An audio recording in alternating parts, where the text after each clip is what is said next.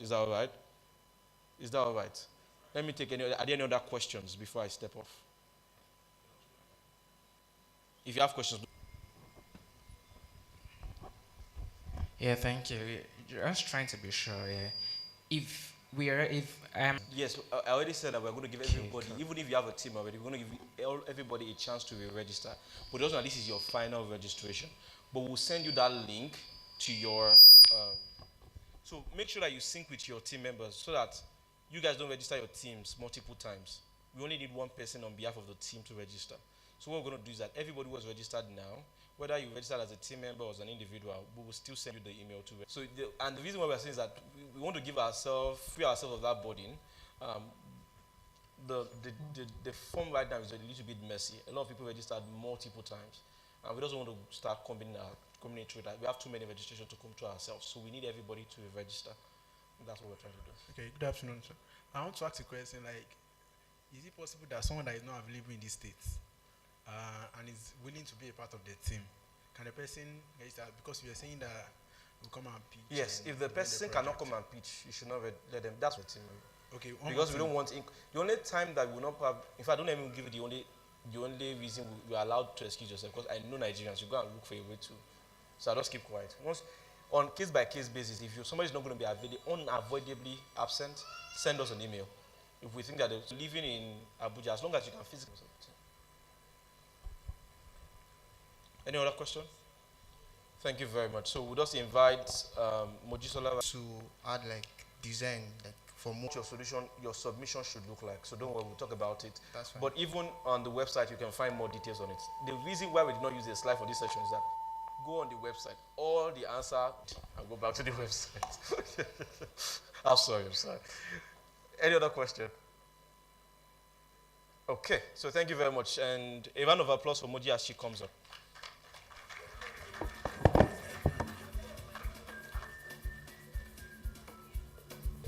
Hi everyone. I hope you've all been enjoying the event. Great. So you are all looking beautiful. I actually would love to, post them on our social media pages. So the winner to the social media challenge. So before the course of the event, we had a particular challenge where, you post your personalized DP telling us that you'll be present here. And some people actually, please, if you're here, just raise up your hand. Shama_Cherry. Oh, Ade, please, can you come up so we can give him his gifts?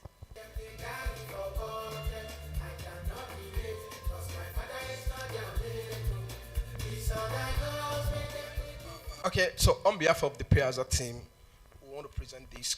Can you please come? We want to present. So we don't just promise and don't deliver. So when we ask you to do stuff, social media challenge.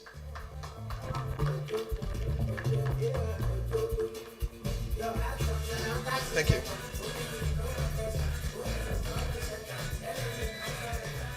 So now we have another social media challenge for you. Number one thing you need to do is, if you want to, win a gift, you would follow TRC Business Network on Instagram and on Twitter, right? The second thing is, we just want to make sure that you are actually not missing out on the opportunity that this particular event is holding. One you just met at this event, right? At this event, we are going to be having 2 winners, okay? So just put in your best and let's see how it goes. Okay.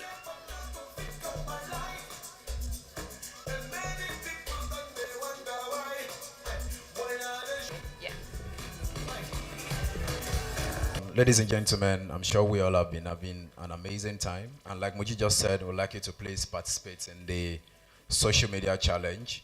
You notice that we had a gift for the winner of the previous challenge. So you can be rest assured that there's going to be a gift or a couple of gifts for the winners of these new social media challenge.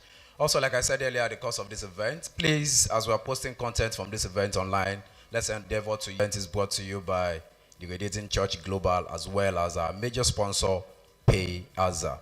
All right, distinguished guests, ladies and gentlemen, I need to network and to form our teams. So in a couple of minutes, we're going to give us time to, network, mingle amongst ourselves, look around you, tend to, talk to other people, form your teams, and beyond forming teams, also meet other people, network, ask them what they do. You might be making a lot of contacts here today. So we're going to just get straight into that. And while that is going up, I'd like to invite our speakers to please come upstage. This event, you tend to see just a couple of people coming up here to talk, but then there's a lot of, activities going at the back end. So I'd like to also invite all the planning committee members, Mr. Yano Gabriel, we'd like you to also come forward. All the planning committee members, please, would like you to please come up stage. So ladies and gentlemen, while we are having our photographs, I'd like you to just, mingle amongst yourself. Make sure you leave where you are seated and talk to someone, talk to a couple of persons here, network and start forming your teams. Thank you.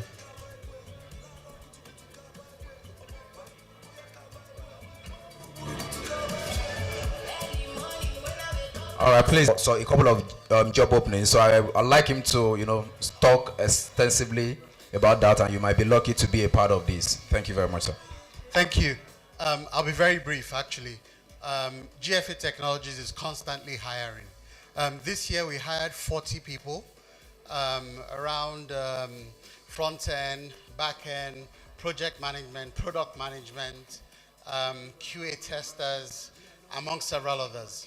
Our plan is that for January, we'll be adding an extra 40 by January and about an extra 60 by, I believe, by April, May of next year. So our goal is about 100 extra people. So if you're a front-end developer, back-end developer, QA tester, anything on the tech side, we have positions open. Management, curriculum development, etc. We're looking for people. In addition to that, we're also looking for business development and salespeople. So GFA Technologies is growing. From here in Abeokuta, rolling out our BPO writer. For that one, we're looking to hire almost like 300 people. So all in all, we're growing this is why we're a startup and growing very, very quickly, right? By the end of next year, we think we'll probably be around like 600 people in the organization. So again, I'm just saying, we're hiring. Just do something simple. Send an email to jobs@gfa-tech.com. Thank you very much. Thank you very much, Mr. Debo Mololu. So ladies and gentlemen, like I said, we can all, just let's leave where we are seated now and let's start forming our teams and networking as we have so let's have the speakers, representatives of the Piazza team. Let's join the speakers. Then all the planning committee members, let's join as well.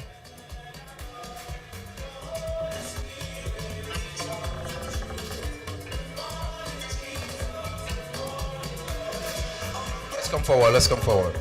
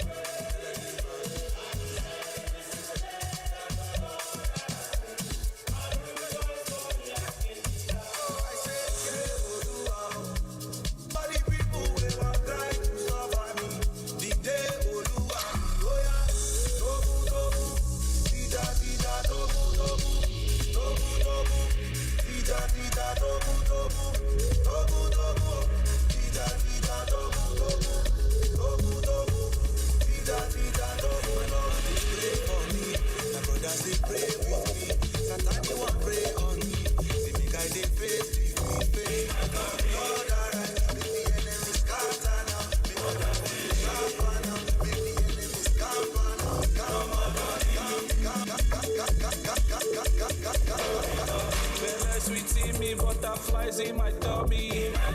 Love unconditional, what I'm feeling. Everything working for my good body.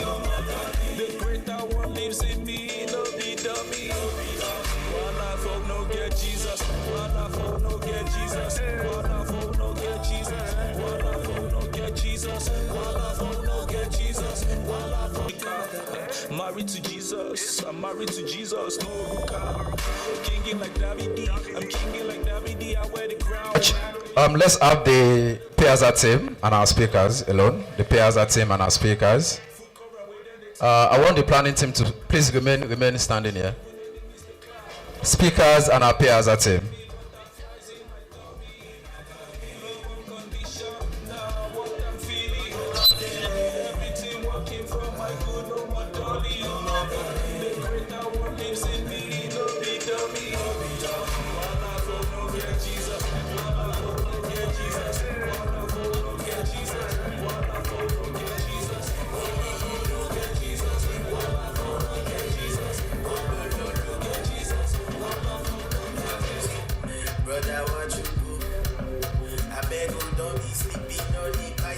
Everything that is not of God in my life, oh, what I do. I don't want to know where you came from, what I do. I come in the name of Jesus, you must know what I do. Oh, you don't want to use it. Please, we want you to smile. Billionaire smile.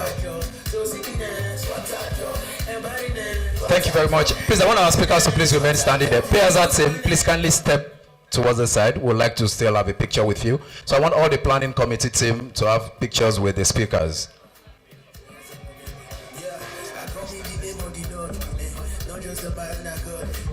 Okay, let's just make do with the team members that we have here. Let's make it snappy, please.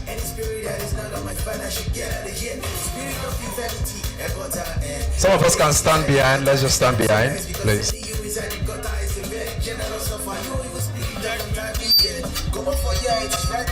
That the Son of Man came to give life and everything that pertains to life and godliness. So I'm telling you, what I do. The Holy Spirit lives in me. So who are you now? What I do. I come in the name of Jesus. King God free. He can call me, me can. Say my life is turning all around me. Blessing, just take on me. Anywhere you day, I'm coming. You feel you well. La la la la la. The light when they make me shine. You the answer when I call. That's me when I call. You're just too much. You need the way. The truth and light. La la la la. The light when they make. Thank you very much. The last one, Piazza team and the planning committee. Our speakers can please go back to their seat. Thank you very much. So the last picture, the Piazza team with the planning committee. The Radiating Business and Career Network. Oh yeah, let's make this very snappy, please. Thank you very much. Please, some of us can stand behind. Let's just stand behind so that we can capture everybody in the picture.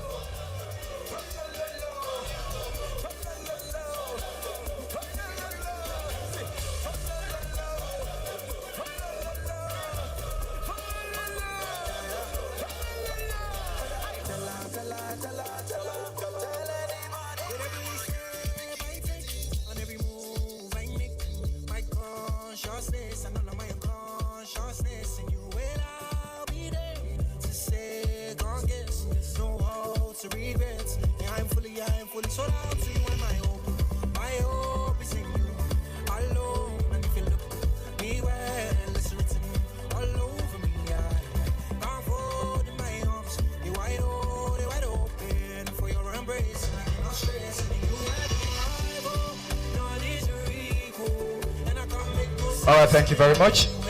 So ladies and gentlemen, our dear participants, you still have a couple of minutes to mingle and form your teams. So we'll be coming to gather back and continue with our event after that. Please do not leave yet. The idea of this session is for us to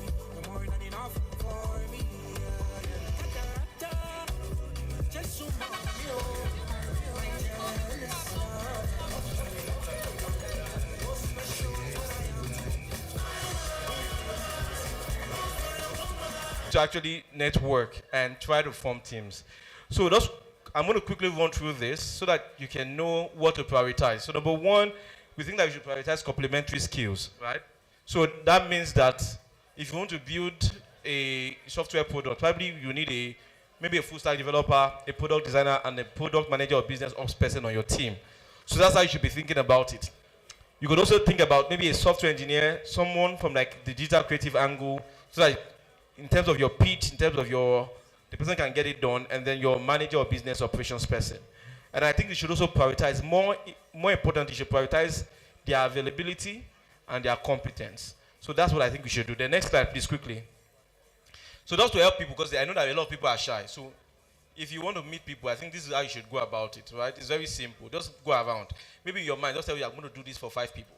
Ask them, who you are, what you do, what makes you unique, and what you want in a team, right? And then you can also introduce yourself to them like that way, so that in your mind you can start gauging at like who is really good to like be in your team.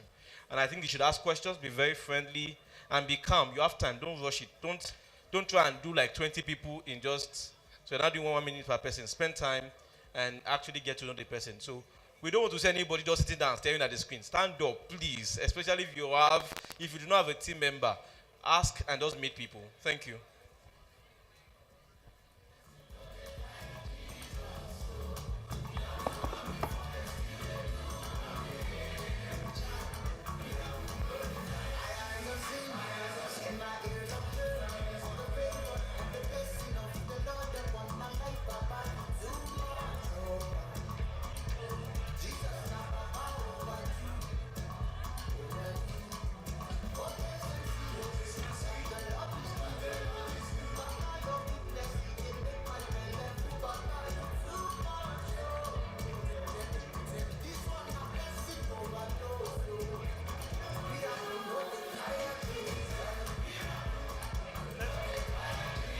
All right, ladies and gentlemen, for the networking and team formation session, you have just 5 more minutes.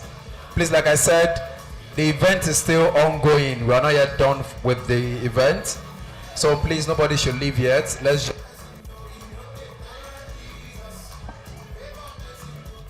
The idea of this networking session is for us to meet ourselves, talk to ourselves, and mingle.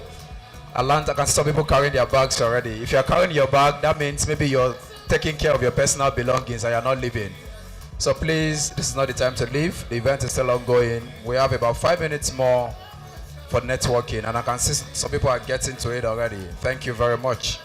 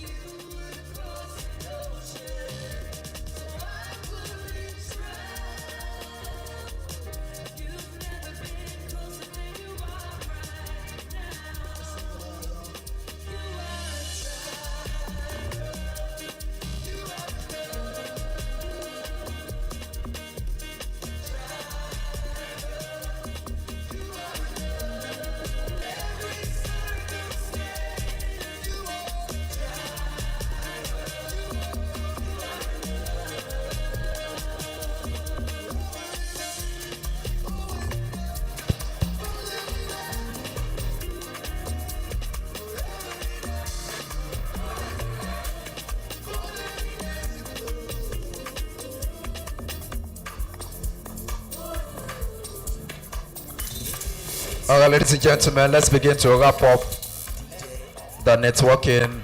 Let's begin to wrap up, and let's please settle into our seats. Let's settle back. Let's settle into our seats.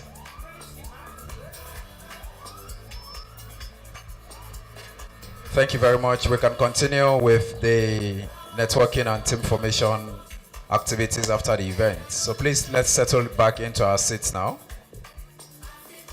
Please, I'd like everybody to please remain seated. Let's return back to our seats now.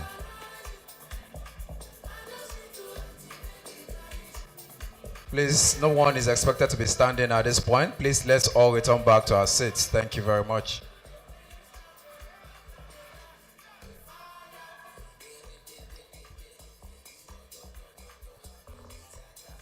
Some of us are still standing. Please, I'd like us to please return back to our seats now.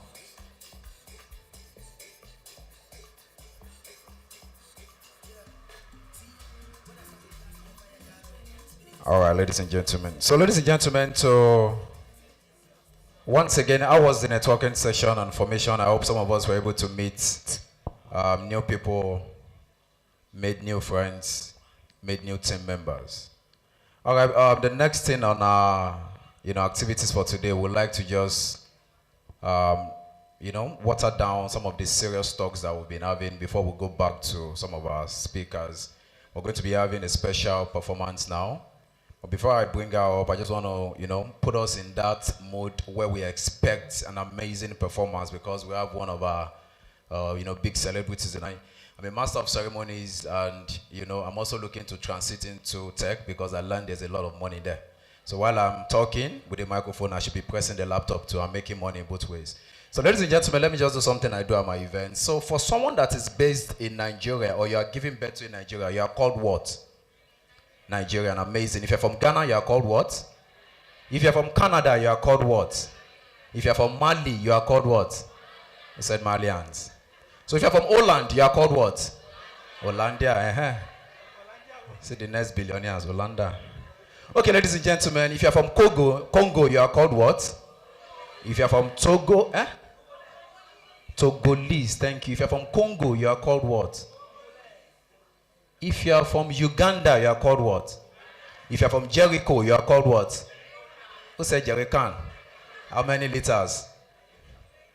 Okay, ladies and gentlemen, if you are from Lagos, you are called what? If you are from Ogun State, you're not that. All right, ladies and gentlemen, please put your hands together as I bring up on stage the amazing superstar.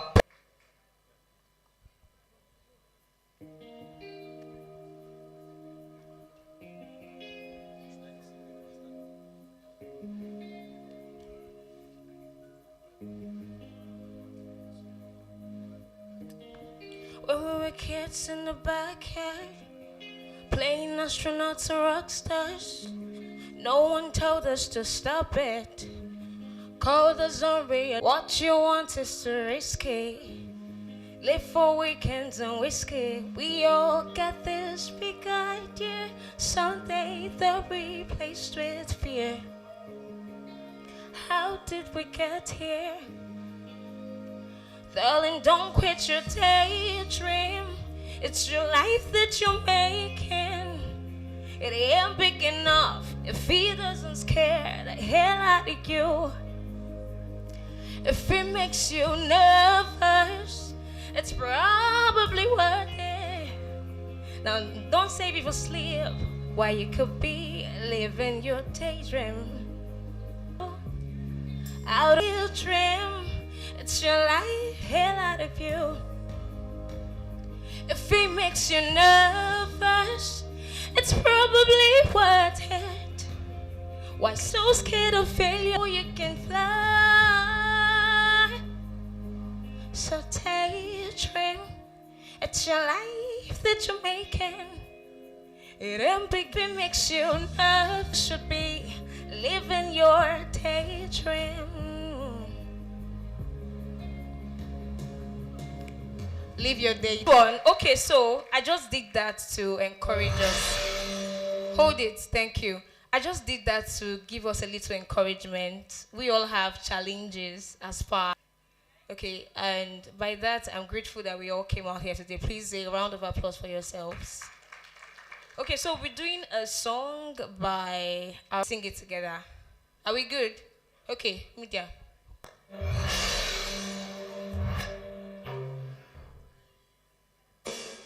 So let's go, everybody. Thank you. Yeah.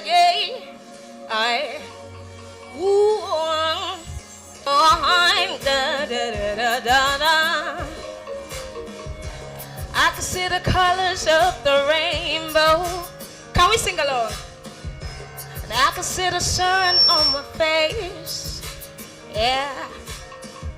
I see the light at the end of a tunnel. And I see heaven in its place. That's a sign of a victory. Victory, yeah. Hey. Now I can see the spirit. Oh, yeah. I see the light just up ahead now. And I can feel it rising deep within. Everybody, there's a sign of a victory. Yeah. Come on. There's a sign of a victory. And through it all, you sacrifice your life. Everybody, there's a sign of a victory. Yeah. There's a sign of a victory. Yeah. Oh, if we believe we can achieve anything, including impossible, this I know. Yeah, just to clap our hands. Yeah, raise it. Raise your flag. Yeah. Scream. Come on. Yeah. Everybody. I can't hear your voices. Come on. So make it loud. Yeah. That's a sign of a victory.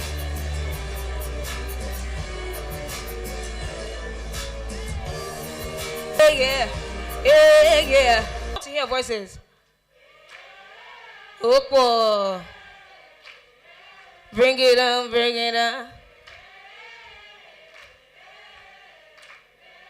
Hey. Come on. Hey.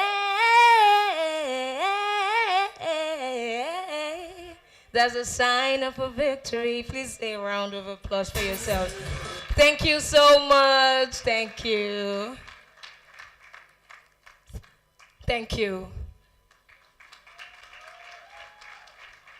Thank you so much, Petra. How many of us enjoyed that? Of our other speakers, product leader with over a decade of experience in building innovative digital products across fintech, mobility, and e-commerce in ARR, and contributed to raising over $350 million in funding. Currently, he serves as the product lead at a stealth startup, driving the creation of cutting-edge financial products for the African markets. His passion lies in leveraging technology to drive business growth and foster innovation. Please, let's put our hands together as I welcome Iyanu Gabriel for his...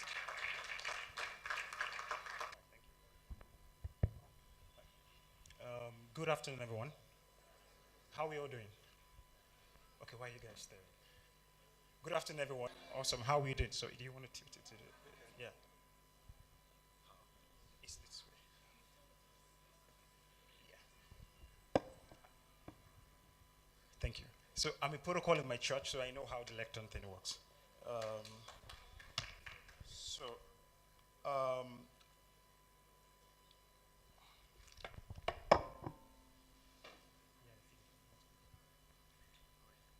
So I've got 20 minutes with us, and I don't want to waste our time. And for everyone, while I came in this morning, I walked into the organizer giving us a brief data point as to who are the people in the audience. And one of the things is, for the past 10 years, I've been attending tech conferences. And context, how many of us were at the... I don't want to waste your time. If we have 20 minutes, you would help me with your attention, and I'll try and give you the most value as possible. My name is Iyanu. I've been asked to speak on the topic from ideation to execution, the act of building great products. I've been building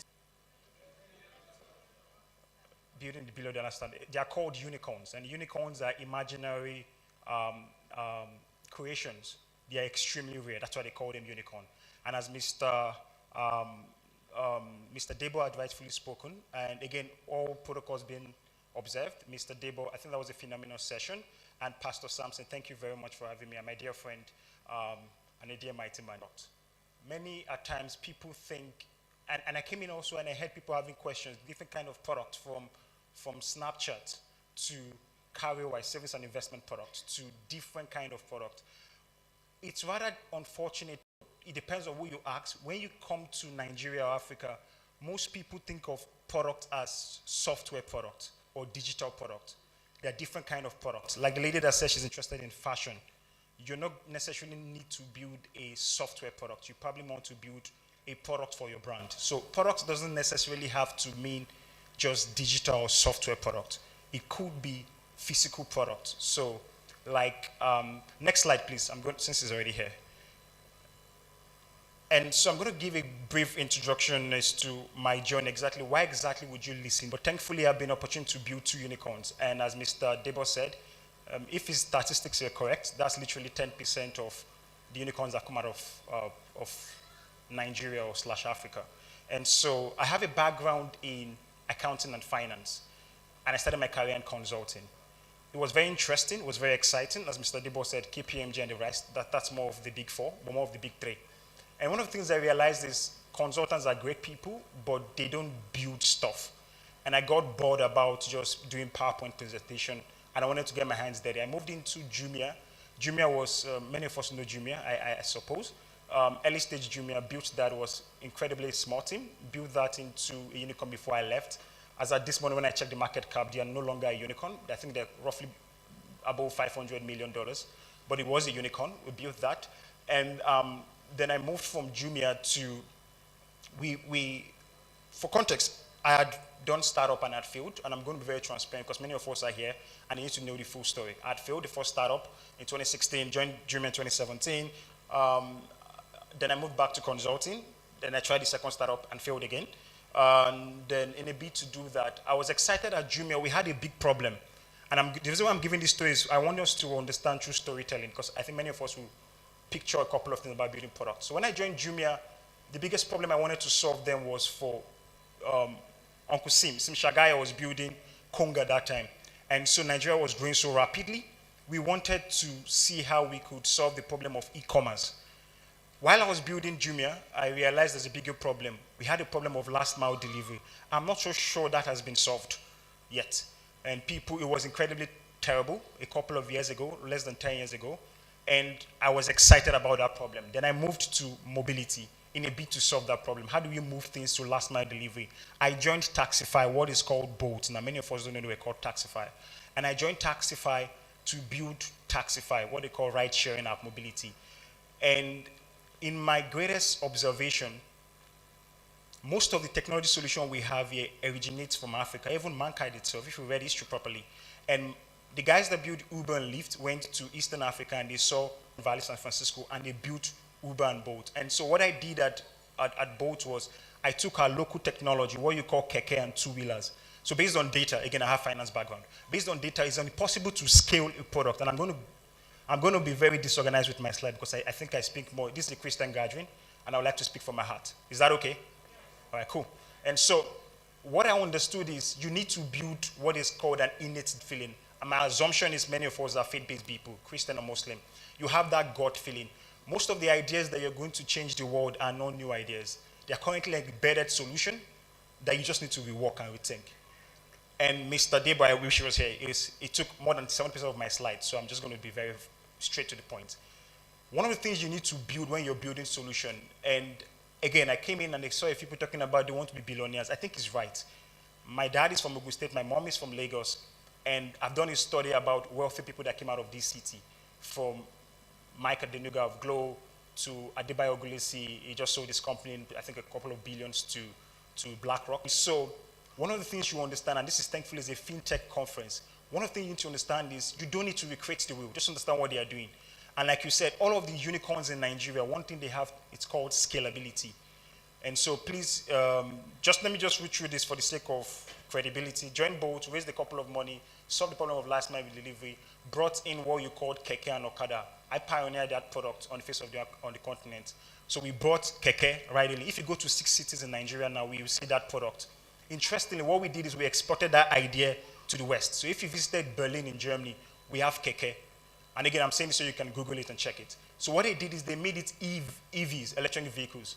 I built the product, the supply and operational playbook, expanded that. While we are building that, I stumbled on a bigger problem. How do we move payment? We had tons of drivers. Lagos had like over 1.5 million drivers at that time. How are we going to pay our drivers in Tanzania, in different cities, in Morocco, in Marrakesh?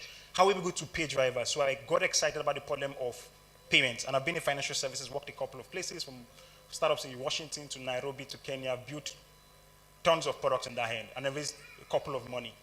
And one of the things I would tell you is, so nobody bamboozle you, is number one, you need to understand. So there are 6 things. When you say the framework, I love to think in framework. Again, background in finance and accounting and consulting. I think in framework and system. There is a structure to building great product. And number one is the problem itself. Can you just skip to the first slide, problem? And you jump 2 slides after that first slide. And so one of the things you want to speak about is, next slide. Yeah, so that's my friend Isaac. Isaac talked about how many of us had issues with GT. How many of us have had a problem with our bank app?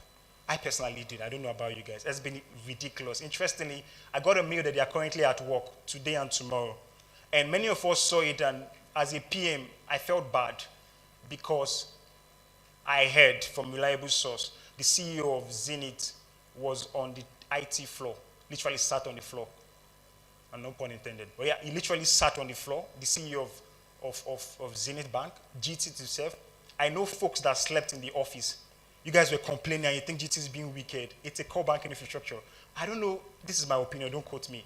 I'm of the opinion that somebody somewhere, the engineer must have told the director that don't migrate everybody fully. I'm sure the ED just felt, or God-driven development, just felt, let's just migrate. Somebody's dad did not go to the house for 1 week because of that product. Somebody's uncle, somebody's brother did not go home. They slept in the office because they were resolving that issue. So when we're talking about product, it's not something that is abstract. It's something that is very particular. So, but more importantly, many of us don't know that story because you frankly do not really care. Rightfully so. So what's the first thing if you're building great product? Users don't care about your product. I don't care how great, and by the way, Payas has a phenomenal design. It's amazing, but if I'm a merchant, I really do not care, in my opinion. I've spoken to, by God's grace, I've spoken to users across all spectrum. From H is a good example. My 20K is in GT Bank. I don't care what is called banking infrastructure. I really do not want to know. I just want my money. And view problem for user, nobody cares.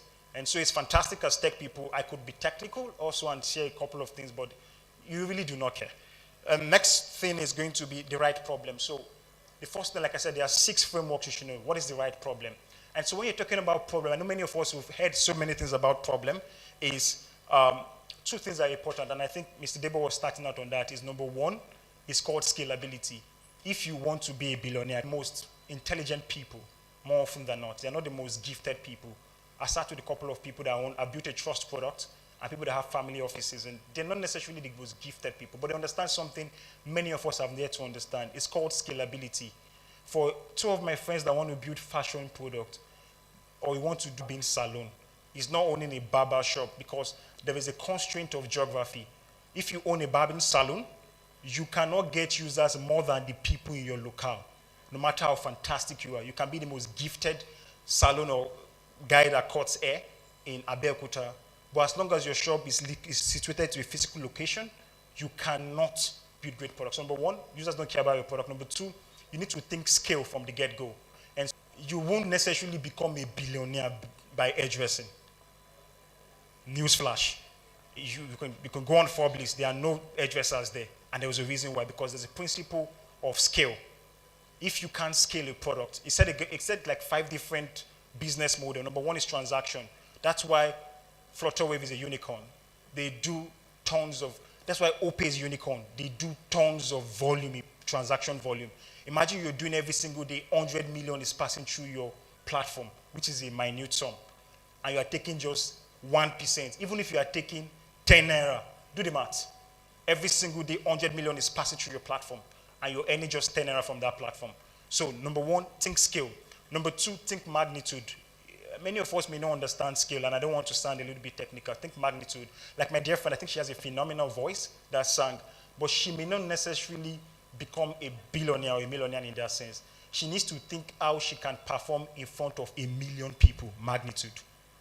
That's why we have folks like Davido and the Wizkid and the likes of them. They perform, they sell crowd. That's why Burna Boy a few years ago was making tons of money, because he could understand magnitude. So if you have a creative work, think magnitude. Don't just think scale. You're building a fintech product. How can you build? My friends at Google, and they said it very jokingly, this is how they train them as PMs in Google. Any product that cannot solve the problem for 1 billion users, they scrap it. The minimum products they build for Google, you can think about Gmail, Google Suite. Every single product for Google has 1 million of 1 billion users. So when you're thinking product, I want you to think scale, the problem you're solving, scale. Scale is the number of you people that can use your product at a time T. Magnitude, the number of volume you can command. Think, for instance, you are a real estate agent. If I were not in tech, I'll be selling real estate, but I'll be selling high-end real estate, tech sales. That's another space you want to say. For example, I know a friend of mine, I live in Abuja, by the way, and she does real estate, I don't know what they call them, realtors. And her job is simple. She wants to just sell a 150 million naira unit per month, and she's good. She does that once a month, and she's okay. And you are a tech bro and you are coding. She makes like 15M on a bad month. Magnitude. When you're thinking about software product, if you can't think of scale, think of magnitude. This is how we built Jumia. Every single day, whether you're sleeping, somebody somewhere in Nigeria is ordering a good on Jumia. You may not like me as a PM, you may not like our CEO, but you need to shop. Number two, magnitude. Think about product name, outsource his enterprise product to the federal government also, and it was a ton of money. Magnitude. So before you build a product, think about scale and think about magnitude. The right solution. Many of us, when you're thinking about building products, you get carried away by the solution. I'm hearing back-end questions and front-end. Again, back to the first point, users don't care about your solution. And I learned this when I first came into financial services, and I went to market in Nairobi, and they really do not care. They want, a good example is our brothers from the eastern part of Nigeria. They are good with numbers. They don't want to hear another fintech solution. They want to know how stock order, a credit financing solution. And I think it's smart what Piazza is doing. There's a credit play in what they are building. But when you're speaking to users, don't focus on download. Newsflash, I don't want another investment. At most case, you won't give me more than 19%. Unfortunately, inflation is skyrocketing month on month. Last time I checked was at 22%. So why would I want to put on your app? So, like I said, first question is think the existing products we have. We don't want another piggy vest. We don't want another carry-wise. What exactly are the black spot or the blind spot that piggy vests have that you want to build on? That's how piggy vests came, because banks were not doing what they are meant to do. So they digitalized Colo. And now piggy vests have asset under management bigger than some financial institutions in Nigeria. FYI, for the techies in us, last time they raised the round was a seed round. That's close to like 10 years ago. They don't need to raise money. And so they could, I don't know, they would not agree, but they could trade with your money. Imagine if you had like 13 billion or 13 trillion AUM. I can trade with that money and make like 5% profit. So, Mr. Debo said something very pertinent, and I hope you guys paid attention, because there's nothing new for me to reiterate. And just to expound it, I did a School of Ministry program last year in Abuja, and one of the things we taught about, and I would love to share with us, is problems. If you're here, you want this soft life, you most likely may not build a unicorn. If you are risk averse and you don't like problem, you may not necessarily build a unicorn. The bigger the market, the faster you get unicorn status. And this is what Inyi will always say. Let's change unicorn from valuation to revenue. Unicorn is $1 billion valued company. It's a vanity metric. but $1 billion in profit. And this is how we did it at Bolt. And I will just be giving a real life example. We didn't do, as out a few years ago, Bolt was doing a GMV of over 1.5 million per week. And that million is not Naira. And so what is Bolt doing differently? People want to move, digitalize that platform. And if you have $1.5 million going through your platform and you're getting 25% as commission, do the maths. But you need to be obsessed about solving problems. If you speak to yourselves, what are the problems you're trying to solve? If you're in church, I think church is the best place for you to learn those skills. You go volunteer somewhere. I think the best place that teaches you perseverance and long suffering is protocol, at least for me. An ushering department. It teaches you perseverance, it teaches you long suffering, because people are people. And it gives you to that. And for context, I serve with the protocol unit at Koinonia. And so you can say crowd, it teaches you how to manage crowd, it teaches you how to manage yourself. So if you have over, worst case, 1,000 people in an auditorium, how do you manage that crowd? This is a skill set that, remember doing our practicum, I realized it made me a better PM. And so they are not mutually exclusive. So what I would say is the right solution, don't get affiliated to just building web, go and put your product on Google Play.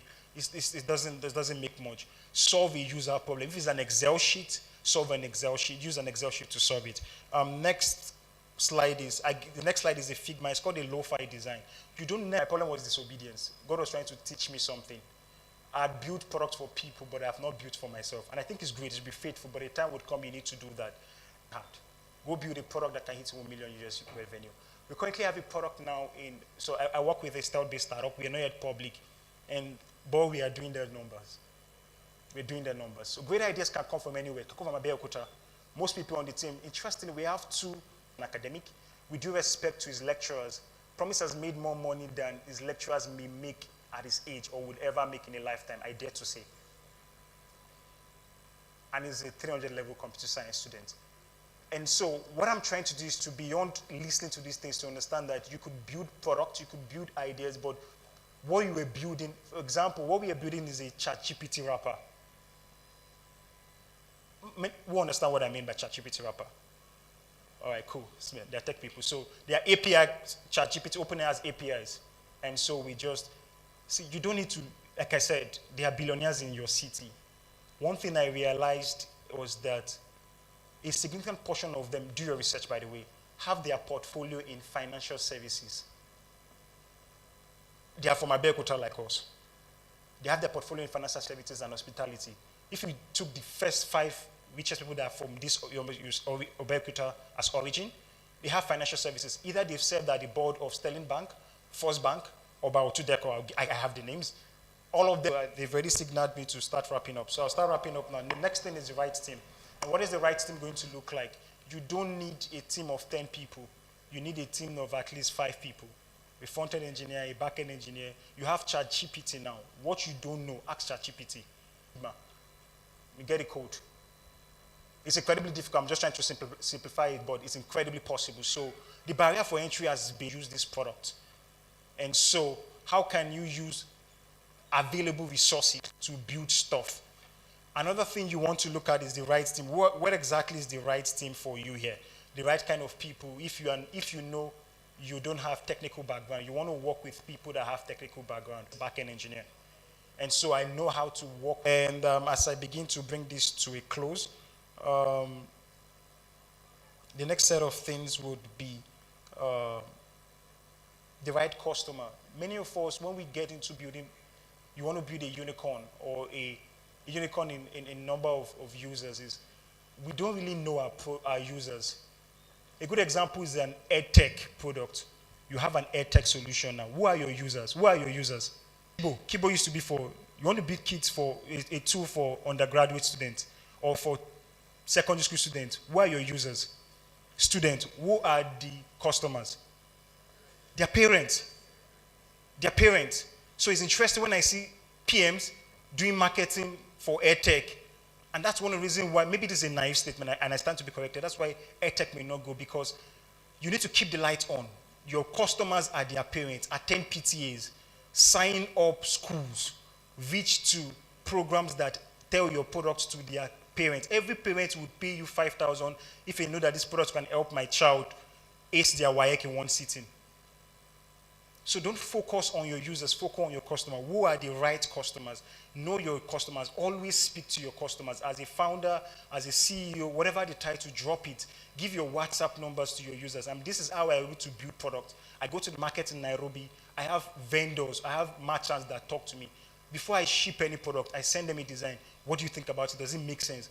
Most of these people don't care about that's all they need. They don't care about T+1. You should care about T+1. How do I make transactions? That's what OPay did. OPay did not do anything fantastic. Interestingly, that's what MoneyPoint is doing. They said, anywhere you see green, put blue. That's all. Whenever you see green, put blue. It's you that you are doing campaign you want to do cost of acquisition. No. Know who your customers are. Next would be the right process. Don't try and put structure very early. Be very flexible. Like I always say, speak to your users, come to their level. I think the next big product in fintech would come from informal sector when you do cash mop-ups. A good example, this is a free idea, anyone that can build this. Computer Village, they don't like their money to, payment gateways here by the way, they don't like their money to be in wallet because they want the money to move out immediately and buy new stock. So a cash mop-up product is what you want to build. Lastly is the right time. Having done all of these things, you still need the wisdom and the favor of God to know when to launch a product. Sometimes you may go too early and the market will punish you. Uncle Sim Shagaya said it several times. Sometimes you come too early. Nothing is wrong with your product. Nothing is wrong with your service. You are just too early. You are 5 years too early. Imagine if I built an AI solution 3-5 years ago, but it wouldn't have gone. So sometimes there's something called Kairos moment. At the right place, at the right time, with the right people. And that's what the advantage we have.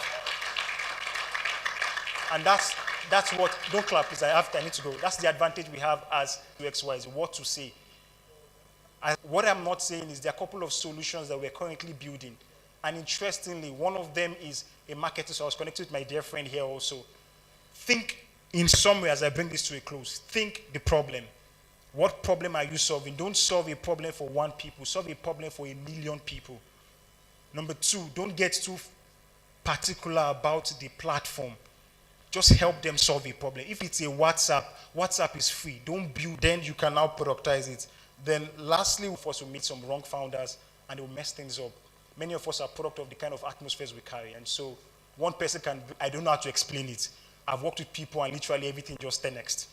I don't know, I can't explain. They'll probably not teach you in business schools and tech summit, but there is a spiritual component to life and to building software products. A good example is a particular fintech I wrap up. And the reason why we know these folks is when they were building it in Yaba, they locked themselves. I won't say the name of the products. They locked themselves up, and every morning for 2 hours, they do what they call praying in tongues. That's what they did. They did that for years. And many of us will not know the spiritual component to wealth, but it is possible. Even by the grace of God, like few people had worked with, even wealthy people. We've seen people that a particular CEO called Pastor Nan. There are many other private information, but I'm just trying to tell you that I can give you a nice presentation, but you need to be exposed to. Job says something. There's the wisdom of God. See, the spirit of God in man, it gives wisdom, inspiration. The next big idea would not come from Silicon Valley, come from an average individual here that is exposed to the wisdom and the action of God. Thank you. All right, that was amazing, amazing, amazing. Thank you very much, Mr. Ianu Gabriel.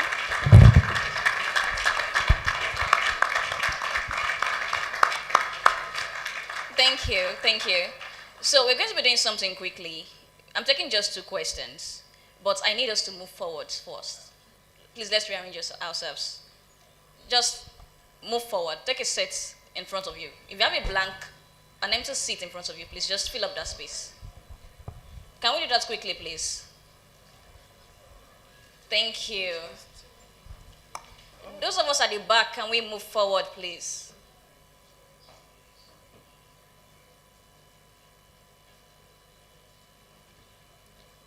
While we're doing that, does anyone have any question? I'm taking just 2. Please, can I have a mic?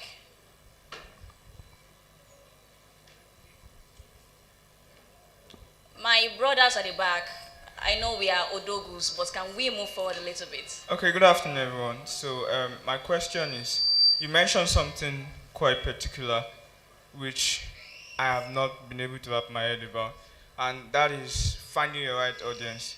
So, for instance, let's paint a picture. So, I'm in Lagos, and I'm in a place that is surrounded by many secondary schools, and all of that, I've wrapped them, but they're just there, very bright, and I'm well intending to give them skills or anything, just to gather them and make the best out of them, and in their gratefulness, they're able to like pay it back. So how that, and I'm a photographer, how do I find the audience that suits? Because the question now is finding the right audience so that I don't give everybody the product and they are not interested. So I don't know if you get my question, sir. One more question. Please, let's give it to this. There are online tutors that offer virtually, and I think their market basically are UK, US, those are paid in dollars.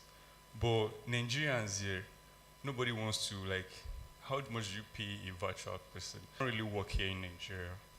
Thank you. So please, I have someone here. That will be the last question to be taken.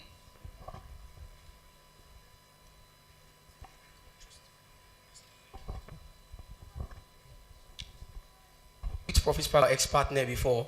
Ex-partner, one of the things that I noticed is the fact that Africa is still at the stage of survival based. So if you are going to build anything, you have to build things that are survival based. That's why we have fintech companies that are. What do you think is important for a founder? Because most founders just have ideas without learning marketing. Before I became a founder or a co-founder, I learned marketing. So right now when things are faulty, all we need to fix is just our offer and our funnels. Even I do marketing, I do ads by myself at some stages. So what do you think is the most important skill right now for a founder? Is it to go learn marketing first before investing into the idea, or to just launch out and get marketers? What do you think? What's your view on that? Thank you. Founder, it's very simple. Get out of the way. Get out of the way. Most founders, and I'm going to address it again, most young people think startup is meant to remain a startup. A startup is meant to grow. Most founders want to have startup culture, startup mentality. You're going to grow big. I was speaking recently to someone and I said the same. That's one of the things I hate the most. Because when you grow big, you will now be, but one thing that you need as a founder is get things done. Just get out of the way. If you hire the best people, let the best people do the job. You cannot be the best marketer, the best product manager, the best business developer and sales. The goal is to hire people that is, John C. Maxwell says importantly, you let them, you leave them to do the great job. But nonetheless, you just put in structures for checking for accountability. As I wrap up with your question, think responsibility and accountability. Most people only think of responsibility but do not think of accountability. There are two sides of the same coin. If you give somebody XYZ, what's your name? Something, you're responsible for this product. What I'm not telling is you are accountable for it. If this product does not bring revenue, you're responsible for that. So when we hear is I'm responsible and the title, you feel good. But once you're accountable, again, product marketers will not like me. I'm of the belief and I'm the opinion that product marketing should be handled by the PM. Don't build rubbish and tell me to sell it. Build something that you can sell. So you are responsible. Don't build a dead product and tell me to go and market it. You built it. What do you build it for? And so, think responsibility, think accountability, and that's how you should train your team. Unfortunately for me, I'm learning this thing because now I lead team across in New York. I'm beginning to understand human dynamics. I can't even write a code anymore. I can't even do Figma design. I want to, but I can't. So the goal as the company begins to grow, you realize that your job is to get people. That's a difficult question, because I'm not naive to say the unit economics is bad. A good example is Bolt. Bolt does so well. We do tons of rides in Nigeria, and we can do like 15 billion naira in a month or in a quarter. When you convert that money to FX, that money is not good. So it makes it look like the market is not good. And we are seeing many businesses in Nigeria folding up. And we've seen the CEO of MTN has been crying foul that they will pack up. I don't really believe him, but I think he has a point. And he has been crying foul about the cost. The same thing with the core banking infrastructure. They are paying in USD. They are earning in Naira. There is no business that is sustainable. You are earning Naira, you are spending dollars. So you can imagine the company will tell you, oh, just build things and go fast. You are in a new. It's not a prayer point. I mean, you will stay with God for the strategy. What is strategy to do that? But for me, based on experience, the strategy does not involve building for Nigeria. That's the strategy. That is, think as much as possible to earn FX. And doesn't matter whatever product, anybody you're looking at, whatever you're doing, even if as little as content development, go and monetize your YouTube page. If you are getting 1.5 every month from a YouTube content page, do it. Are you not seeing brands on? Even churches now do the media team. In Celebration Church in Abuja, they do the media team now. Because I'm Pastor Paul's protocol there. And so, we particular on media. Put content out there, monetize your page. On a bad day, your product is not doing revenue. You have, it's called other streams of revenue. You're creating something. If you are a platform service, build templates, put it on Gumroad, earn $50 for every download.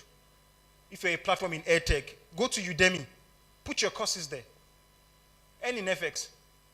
Don't wait for the Nigerian market to pick up. So you need to think beyond just the confines of your locale, your geography. But regardless, my advice to you for EdTech is, as much as possible, be like Yusuf, old school.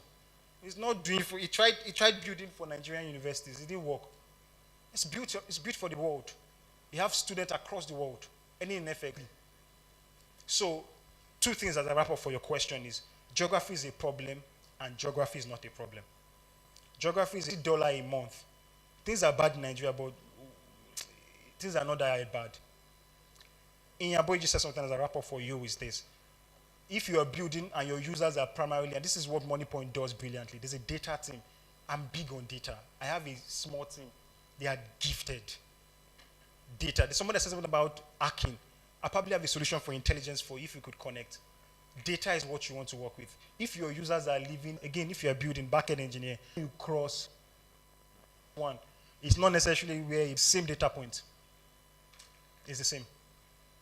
That's why most of them, their price point on their menu is in US dollars. So, location is a problem, but location not also a problem. It depends on who you are talking to. But what I would say is, play both sides of the divide. Don't believe in, Jim Collins says something, don't believe in or. I don't believe in this or this. It's and. Nigeria is a problem, Nigeria is not so a problem. If you listen to platform, so you realize that there's so much opportunities.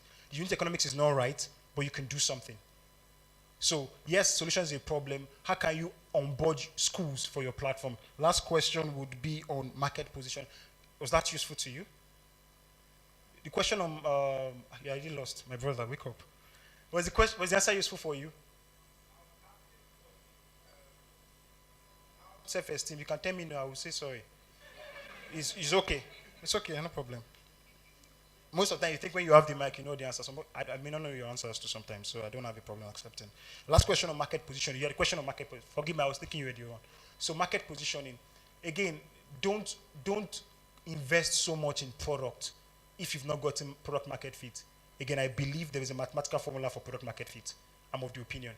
I have not yet tested it. It's an hypothesis, but you could hit product market fit quickly. There's a book I will ask you to go and read. It's called Blitzscaling. It was written by Hoffman, the guy that did LinkedIn. There is a mathematical way you could predict. There are different variables, but it's region tested.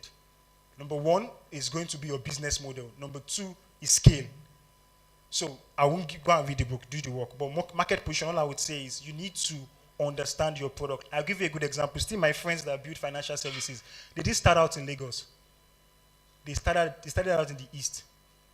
They didn't launch their fintech in Lagos. I don't know why people go and launch fintech in Lagos. It doesn't make sense. FY, I'm building a bank. So maybe next year when I come back, I will tell people I did it. But it doesn't make sense.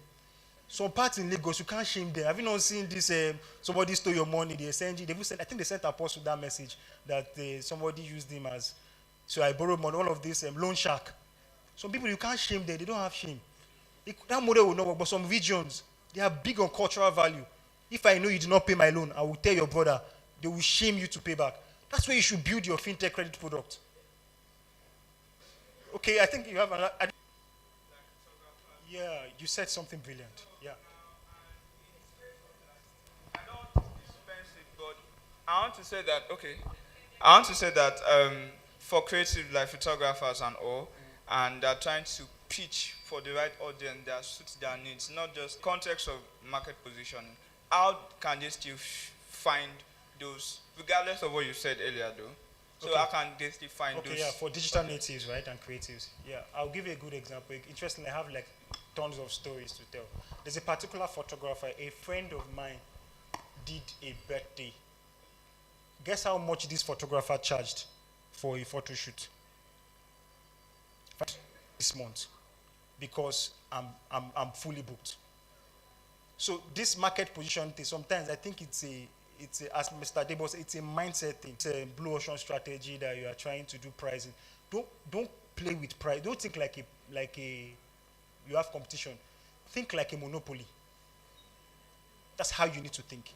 I don't think, with due respect to people that are like me, they are, don't think like if I reduce 500k, somebody's doing 250. If I do 240, I will take more cost. Now the person will reduce to 230. You two will go back and reduce to 200. All of you be playing pricing. Unfortunately, your fuel is going up. Your salary is going up. So inherently, don't think as digital native, virtual assistant. It's okay. People that even do all of these gigs, people that pay you small stress you the most. So don't think I'm building an enterprise solution, and I'm building it for startups. And so we are charging 1 million. Our monthly recurring revenue is 3.5 million today. How many customers do we have? 3. Every month, 3.5 million. Inflation regardless. Like me now, you want me to join your company as a product manager. With due respect to the situation of Nigeria. Man mastery job. If I ask for a wedding photographer, you could see their works. They're exceptional people, have a signature of excellence to what you do. Once you can do that consistently, you would find out that your users are word of mouth spread faster. Oh, this guy is expensive, but he will do the job. And our problem is onishe owo. Those people are very troublesome. And so, if you can command a great product, build an exceptional look and feel to your product, you can as well command the fee you charge. Is it useful to you? You sure? Thank you very much, sir. That was amazing. So now we'll be moving on to the next thing, and we are excited to bring you our next session. Good afternoon, everyone. Who would have imagined that we'll be having beautiful and amazing people like this in the city of Abeokuta? Like Hizin and top industry leaders who are ready to explore and share with us their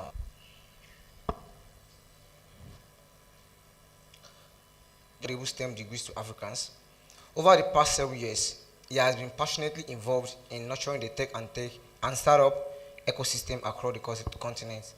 His work includes impactful projects with international development agencies, global ecosystem leaders, tech communities, and think tanks such as GIZ, AI Commons, and Data Science Nigeria. Join with me as I bring to the podium Mr. Amzat Oluwaseun. Second person here is a seasoned entrepreneur, venture capital advisor, and business operation expert with over 10 years of experience and a fast-growing fintech build. Paul is committed to driving financial inclusion and empowering individuals and businesses through cutting-edge payment solutions. Join us. And the last person is our last speaker, Mr. Jan Gabriel. I don't need to read his bio again. Can we please welcome him to the podium?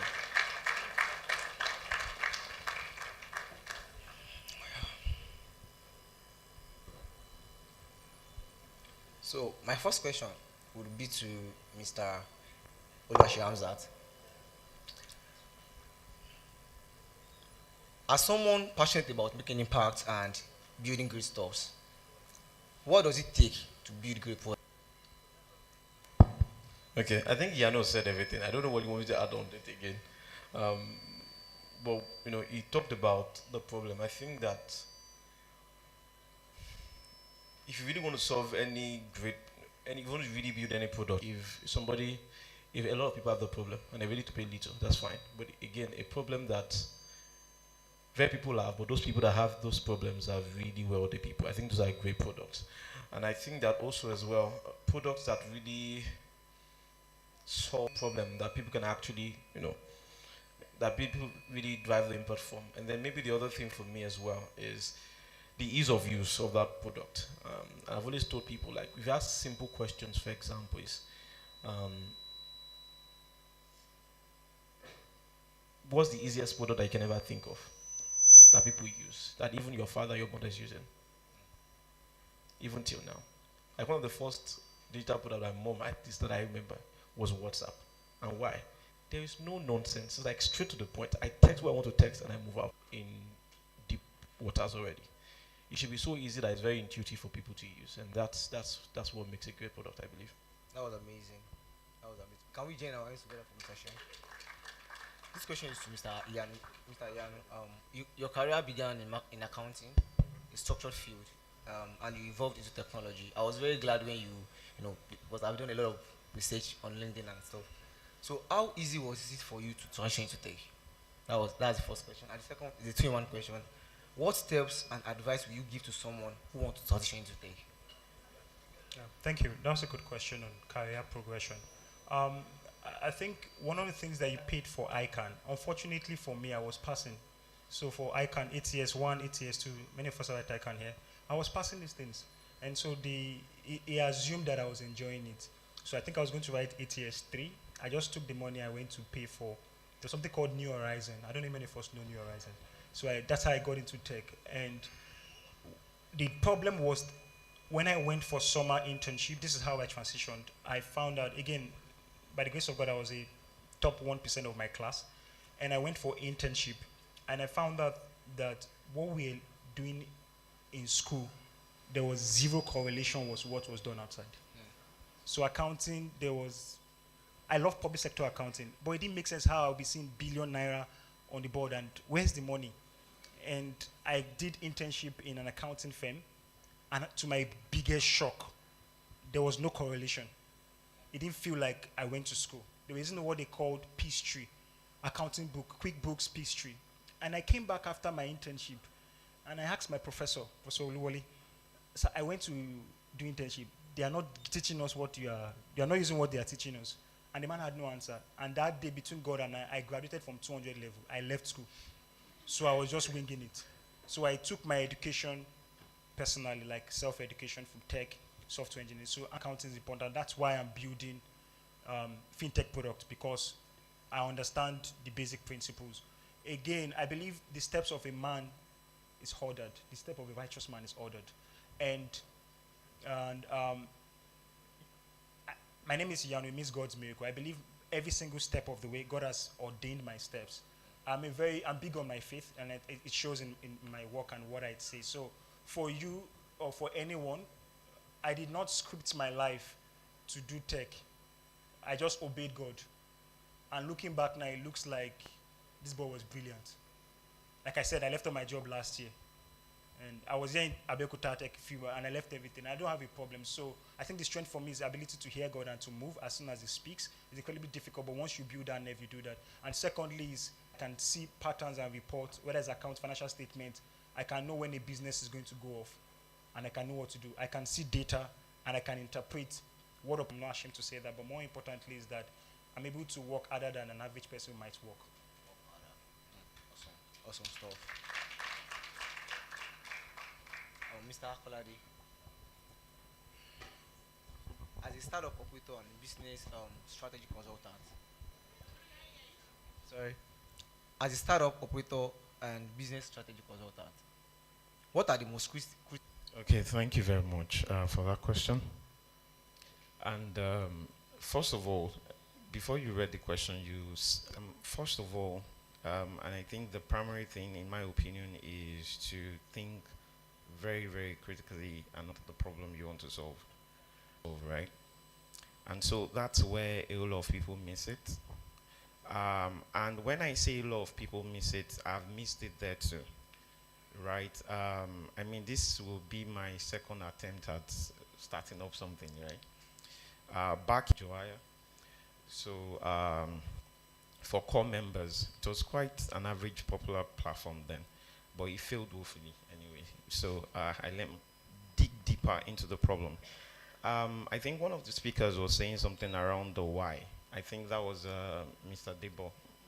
You find when you identify a problem, and quickly permit me, let me just, there was a guy who went to the village and saw that, oh, the children go about 2 kilometers, or if probably, I think more than 2 kilometers to get water to the house, to the houses in that village, right? And the guy said, oh, so he got a team of people together and they went to go build wells there. But when they dug the well, they discovered that the children then started asking the right questions, right? And by the time one of the parents opened up to them, and said, the real reason why we don't fetch this water, as in we send them far, is because we live in a 1-bedroom apartment, right? And all of the family, children, mother, father, they all live in one place.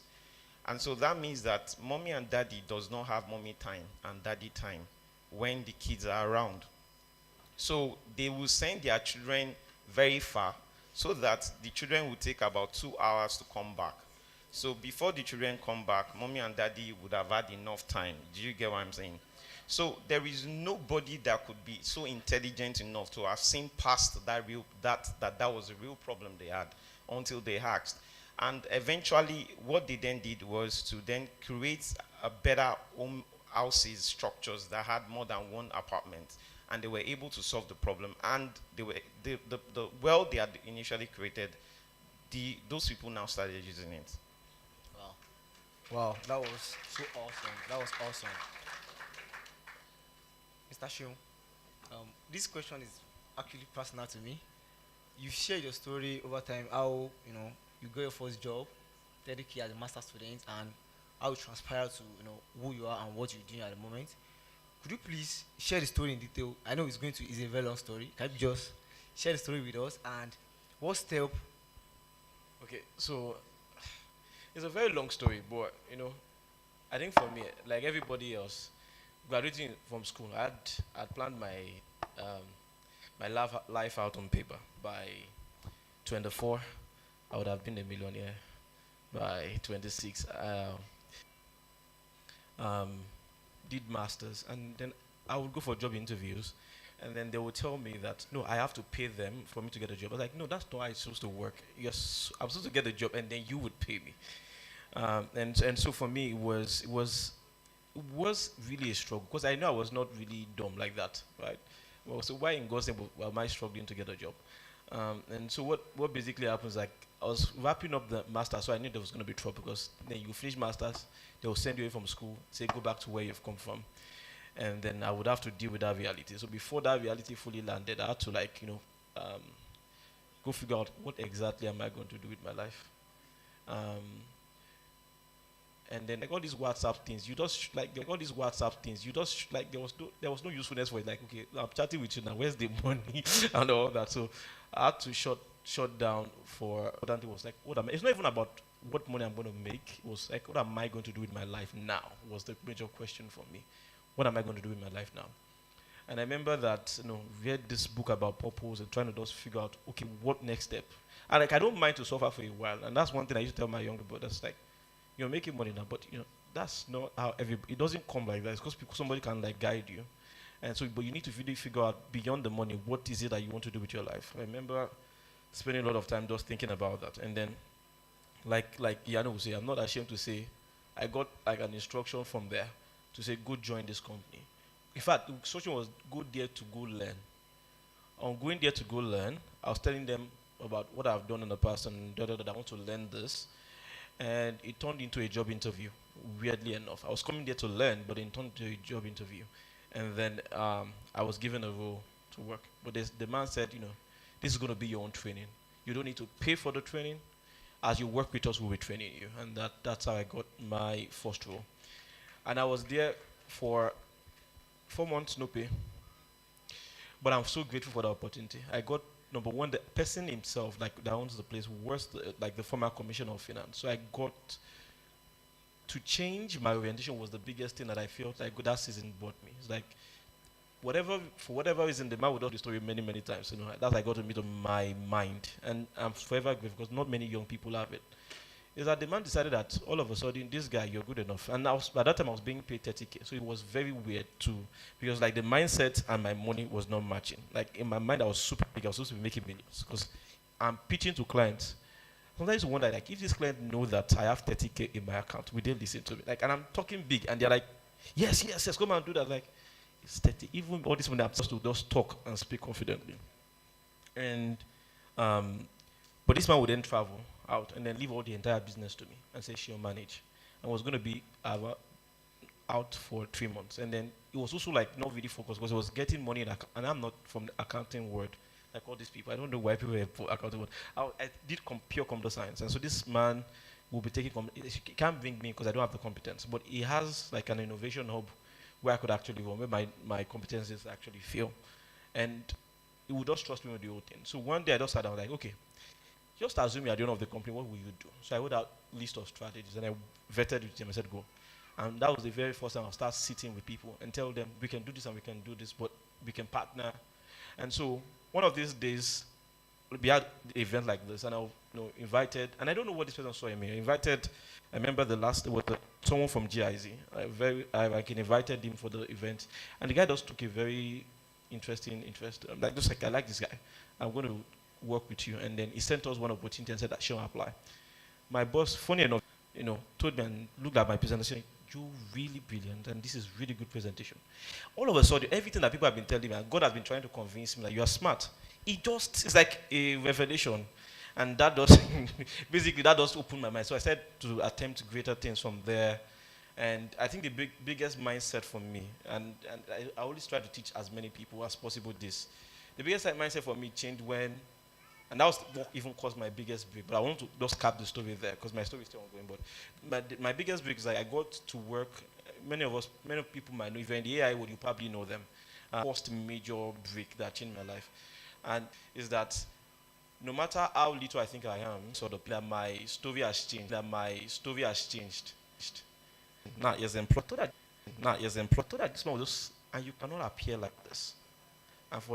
And my mom is like, what does it mean that I cannot appear? About just being able to be that's the biggest mindset that if you're going to multiply your stuff, you need to also be, because you cannot attract what you are not. Sure. So the first thing is that mindset issues. Whatever you're going to say, so the person in you. So I go into rooms and I know that I'm not supposed to be in this room. I remember I was and I did a couple of very, very minute people. And I was in the same room with current minister. At that time, it was not the minister. And we were all in this pitched and presented as if I'm on the same level. It would change the kind of job you even apply for. It would change the kind of opportunities you even go for. I always tell my people, never go for any small thing. You see, we keep knocking at big doors, same effort it takes to do big things. And if you can just start taking on big projects. For example, once we opened the portal for application and somebody sent us a message, very weird message. We are going to give the prize money to. They already told us, and we know that we don't qualify, but we still come. Like, what in God's name? You can never win you can never win of people, who are in the first 3 years of their career. And that's like 45% of them. And they're like, this is the kind of people that we want. And we have and I know a lot of people who are like really great, but did not apply because they just feel like you cannot win. Like for some reason, they just feel like they can't win. So sometimes it's just that challenge. And I tell people, apply for the jobs that sometimes you think you're not qualified for, but I promise you, I've applied for jobs that I just will not win this, but I still put it because this mindset is also, will go, and you'll be shocked that you are probably even better than them. I remember there was one woman, and I'm sorry that I'm speaking too much, there was this from Silicon Valley or some, that's what she says at least. And then we're talking about, this part of the project, the grant awardee said you are taking part of it. And she said, Shion. And I didn't do something to my heart so much. I started about it for like two weeks, just continually thinking about it. We cannot do this. Can we subtract? I'm like, so I can do what you cannot do. And you are in silicon. You understand what I'm saying? So sometimes it's just like attempt great things. That's the change. If you want to double your income, start attempting great things. Start learning. or courses or skills that people say they are extremely difficult, then you start earning as much as you can earn. Thank you so much. Thank you so much. So this is going to be the last question, and this is directly to Mr. Paul. Mr. Shum said something around service. I want to ask that, what role do mentorship and ecosystem? One of the things that I've seen, I want to sort of take it in the reverse before taking it forward.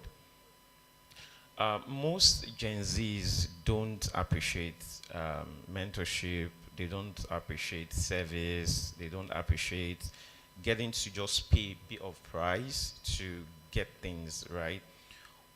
And sometimes, even when they come to you and say, oh, mentor me, do something like that, it's always about, you could see through the facade, like, it's just about what they want to get. They don't really have value to give to you, right?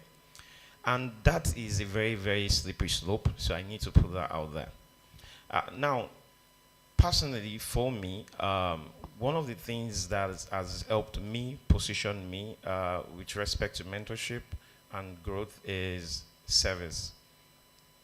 I literally told myself way back when I was in school, I knew that someday I would want to lead an organization where the phrase I use is, I said that when a man wakes up in his house, that his wife should wake him up early and say, start running to work. And the context I'm trying to create is that it's such a great environment where the family is so, so looks forward so much to getting up in the morning and wanting to work at that organization. That's kind of what I dreamed of, right? So I've always known. And when I started working, and one of the things, even before I started working with corporates, I would go, whatever I was interested in, I would go intern there. I would just tell them, I want to learn this thing. That was when I learned video production, acting, and all of that. I did quite a lot of stuff. And when I got into corporate, I wanted to get the mindset of CEOs. So I intentionally demanded and created an environment that pushed me to work directly with the CEOs, MDs, EDs. And I've worked with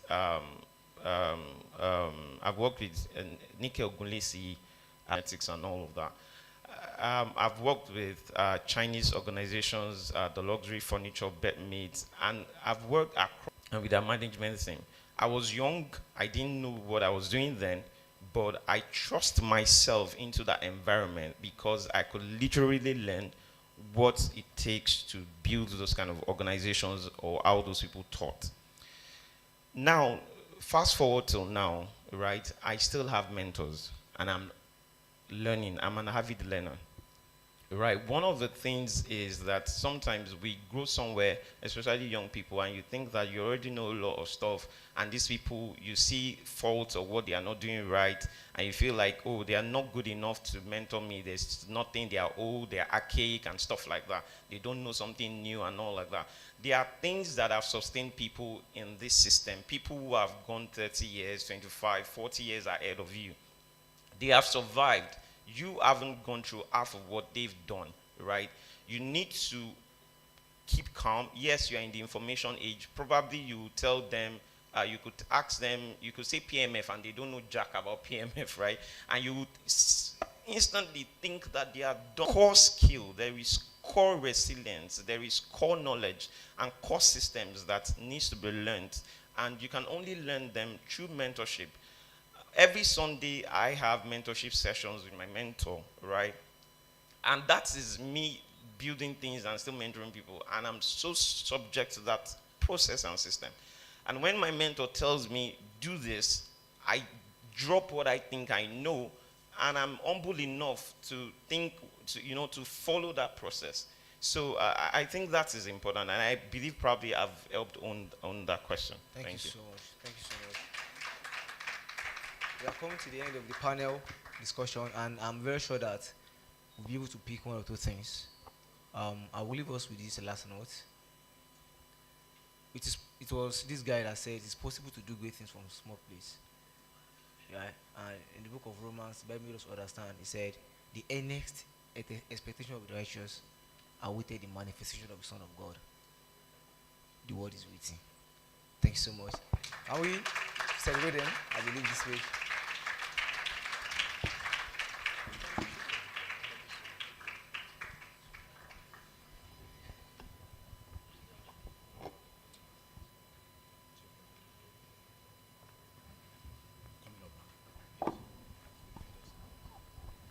Please, I think you can do better for our panelists as well as the moderator. Thank you very much. So, ladies and gentlemen, while Iyanu was talking, I kept looking at his face. Iyanu, please, Paul would like you to help us kindly take the chairs off.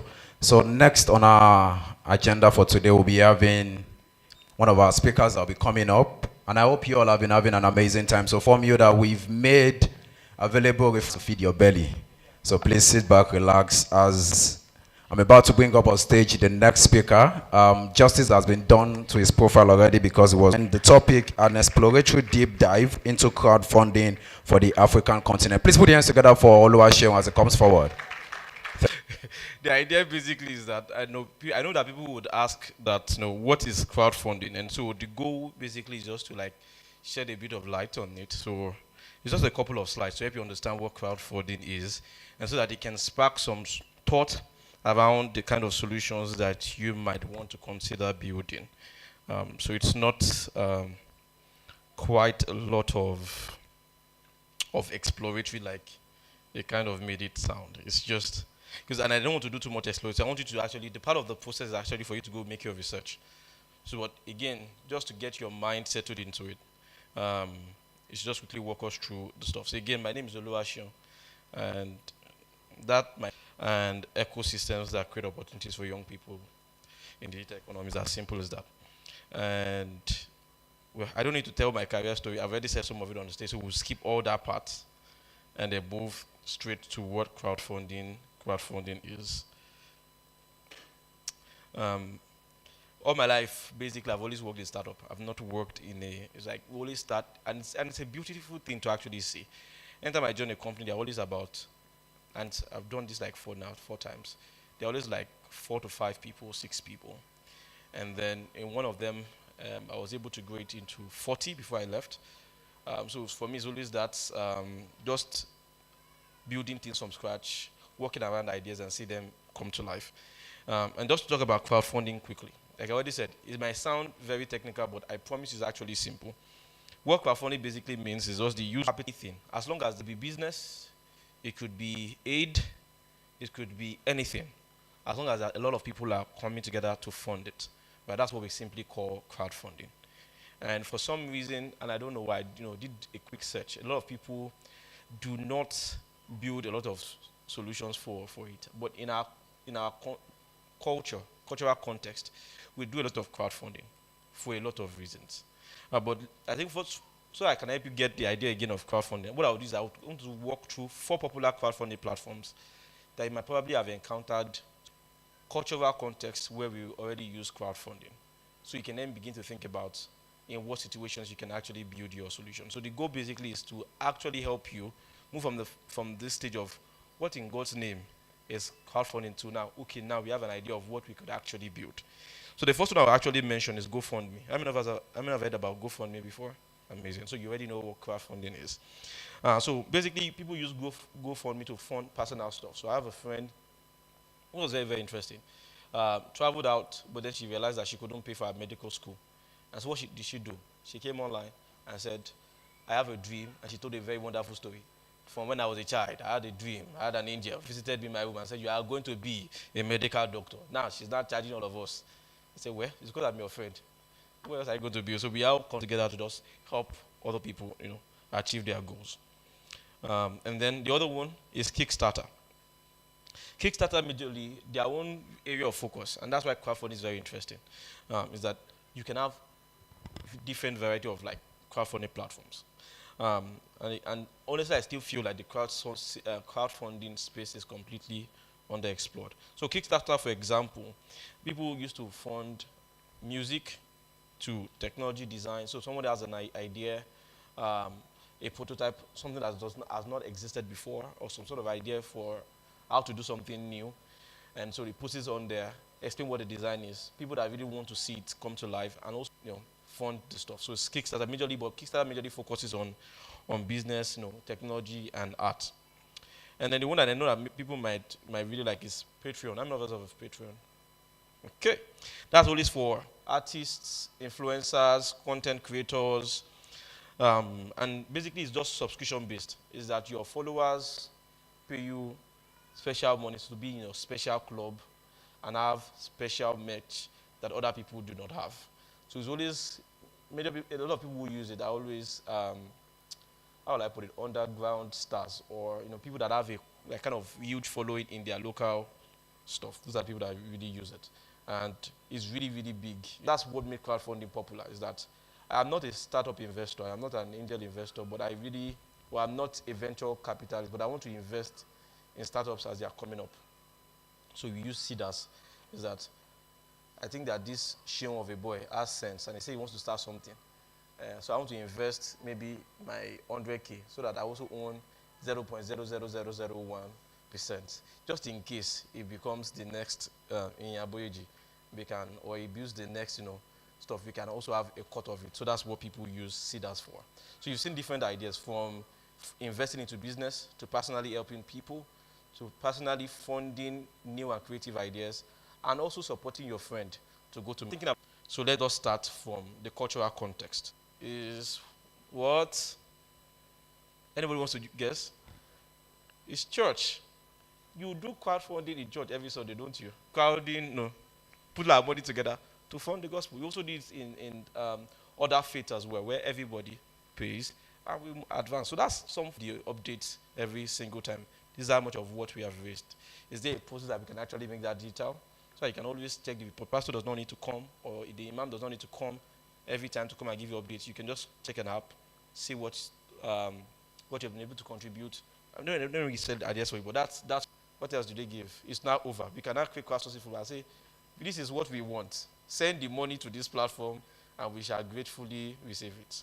So if you like, somebody mentioned Ajo, which is actually correct. So that's my next point, is that they are just like, I will collect number one, you will collect computing daily, but I don't have the funds now. You can, all of you guys who contribute, use your own money and then invest it and I'll return it as well. So that is crowdfunding. So let me give you two more examples just to give us possible ideas so that nobody now should come and submit weird ideas. Now you have really solid, and honestly, I've not even touched base on all of the stuff. This is just forms that in our own cultural context that we already do stuff. And then the next one is even funeral. I hear that now. You do Ashwebi, you do whatever. So people do crowdfunding for that as well. And then the last one as well, again, that probably I've seen many, many times, is, aids. So for example, somebody needs money for an urgent medical stuff. Somebody announces it. And then can somebody be the platform that we can trust, that we know if our money goes there, we can see, where the money goes to, we can confirm. And then as the money is being spent, it's not that somebody is asking money for surgery, now carries my money and use it to, do you understand? And jackpot or something like that. You can see, is that can there be a platform that can be built like that? So these are crowdfunding spaces that can be explored. So those are some of the content. Is there something I have not mentioned that you might probably want to explore and build around? So the question to you now is, what are you going to build? And that now leads me straight into the next steps for the hackathon before we continue the conversation. So from now, again, sales people were registering this morning. Very interesting stuff.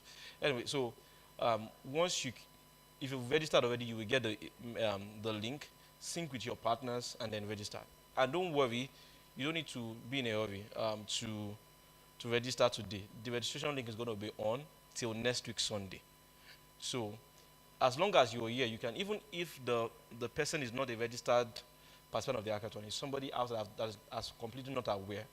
But because you are here, at least you just need at least one person to have registered before the event to be as part of that team. Because if we get all new people, it means that we'd have to do all this reorientation again, and we don't want to do that. So at least one person should be aware of all the processes, should have been part of this briefing session, and can then reform their team. So that's number one. Number two, we're going to be releasing at on exactly Sunday, we'll send you a mail again. The mail will now contain some of the things I'm about to say now, which is what exactly are you submitting to us? Because by November 17 will be the deadline for solution submission.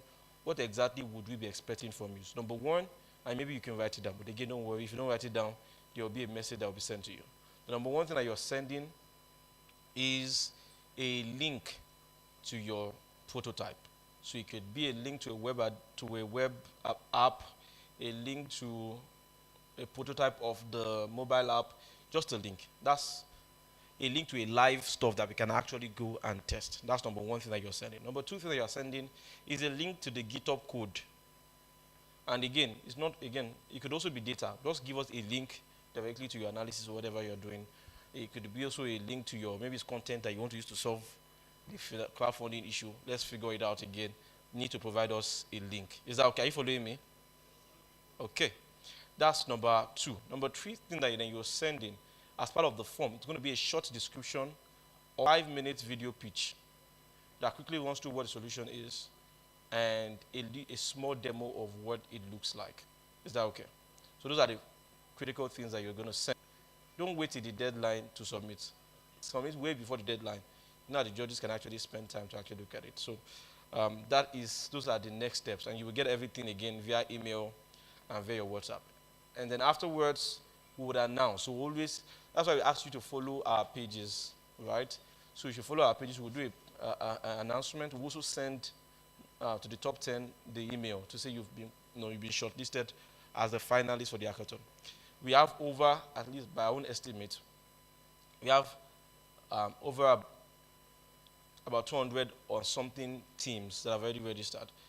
And we are sorry to say, only 10 people, or 10 teams, not 10 people, sorry, 10 teams. That is a maximum of 30 people that have been vetted for the final pitch. But again, the final pitch is open to everyone. So if you want to attend, please feel free to attend. It's going to be at the Ogun Tech Hub, and we'll try our best to publicly share the news around so that people know that people are building stuff here. There are young people with amazing technical talent that are also building amazing stuff.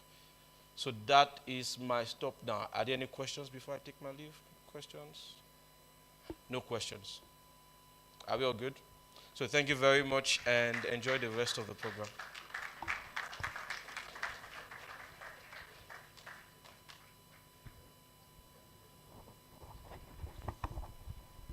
Thank you very much, Oluwaseun. Please let's put our hands together for him once again. Thank you for that insightful session on crowdfunding, as well as telling us more about the hackathon steps. So ladies and gentlemen, it's still Abeokuta Finhack 2024. Please do not forget to use the hashtag for the event. And while the panel session was going on, we have someone very special and dear to us, and someone very special to the reason why we are gathered here today stepped in. And I'd like us to please put hands together as I respectfully recognize in our midst the lead pastor of the Radiating Church. Ladies and gentlemen, Pastor Samson Odegbami. Please let's put hands together for him. We can do better for our pastor. He's the major brain behind what we are celebrating and what we are doing today. Thank you very much for driving this innovation. All right, ladies and gentlemen, very quickly, we like to appreciate everyone for making our time to be here today, and thank you for your patience thus far. We are progressing with activities for today. Now we have about 3 minutes each for them to just come forward and talk to us very briefly about what they do and about their brand. So ladies and gentlemen, please put your hands together. Having Secondary City Tech first. Hi everyone. Tech, a platform designed to shine the spotlight on tech ecosystem beyond the major cities in Nigeria. Our mission is simple but impactful. We are creating a space for innovators in cities like Abeokuta, Ibadan, or even Benin to connect, grow, and gain the recognition that they deserve. Okay guys, so think about this. These cities, they have the ambition and the talent, and two major things critically that they are missing is they have resources for tech enthusiasts to find resources like which co-working space is available, where to learn their new tech skills, tech events that are happening as a tech brand and as a tech is. So all in one place is you have resources to information on tech ecosystem in just one place. Interviewing local founders, developers, and innovators in cities, in secondary cities in Nigeria. The main aim of doing this is to show that the talent, is to make sure that the talent and the drive in these cities do not go. In the next decade, we are building visibility for these cities by telling their stories and talking about the innovators and their innovations. And this leads us to investing in the next wave of innovation. We invite you to be a part of this transformation. Visit secondarycity.tech. Sign up and join a community of tech enthusiasts from secondary cities across Nigeria. Follow us on social media for updates, exclusive news and articles, and news on tech events in your area. Thank you very much.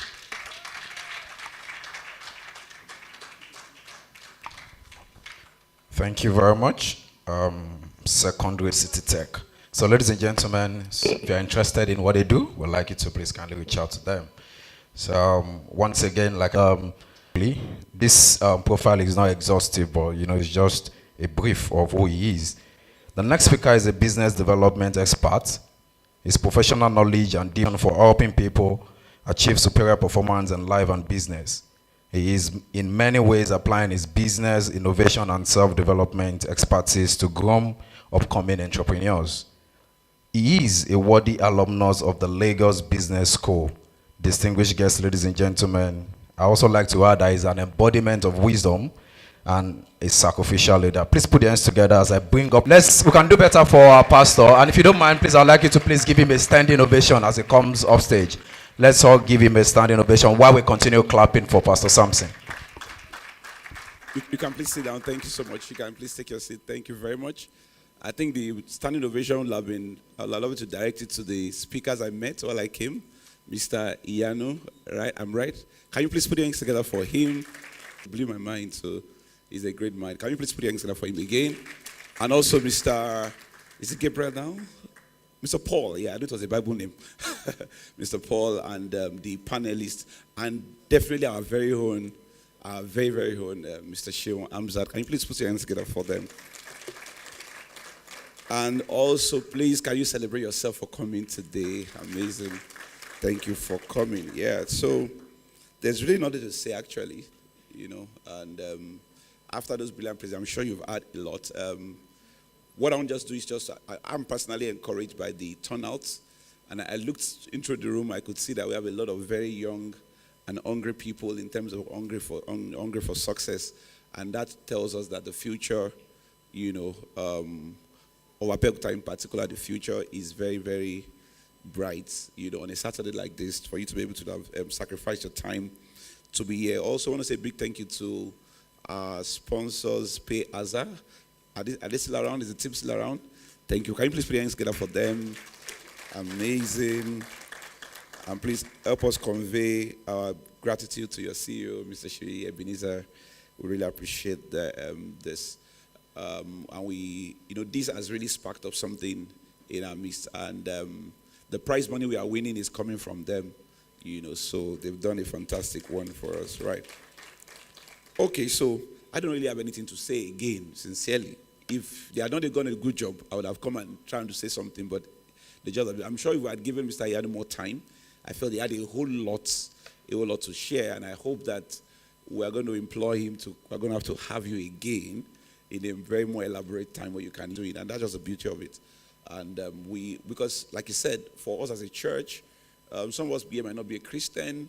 It's okay for this event, you're invited, but it's okay. We also let you know that it's a church that bankrolled this too, so we are allowed to, talk about, because we paid the money. And I know that free people don't have freedom in life. You can't collect free things and still censor what you hear. I would say that free is not your choice. Anyway, but I just said that on a lighter note. So, but basically for us as a church, why do we do this? We believe that, I strongly believe that there's a on earth that can make things right. It's not the government, or let me say it's another kind of government, and probably it's the ecclesia, it's a church.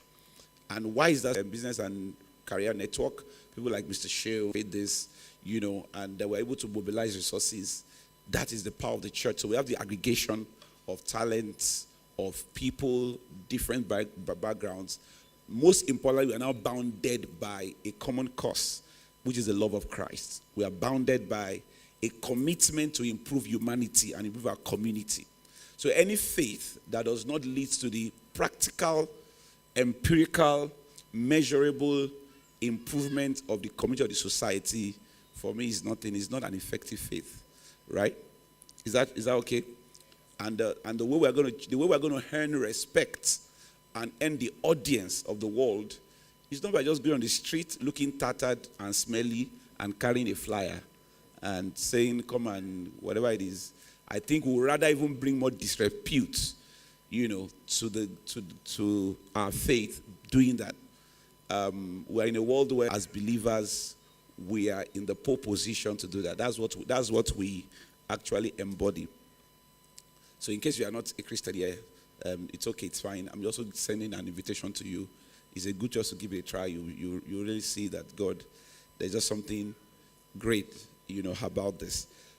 So I'm very passionate about that, ensuring that we make that solution and that difference in our society. So this is just one of those ways, and asking us to build. And funny enough, coincidentally, I'm also doing a series about build in church.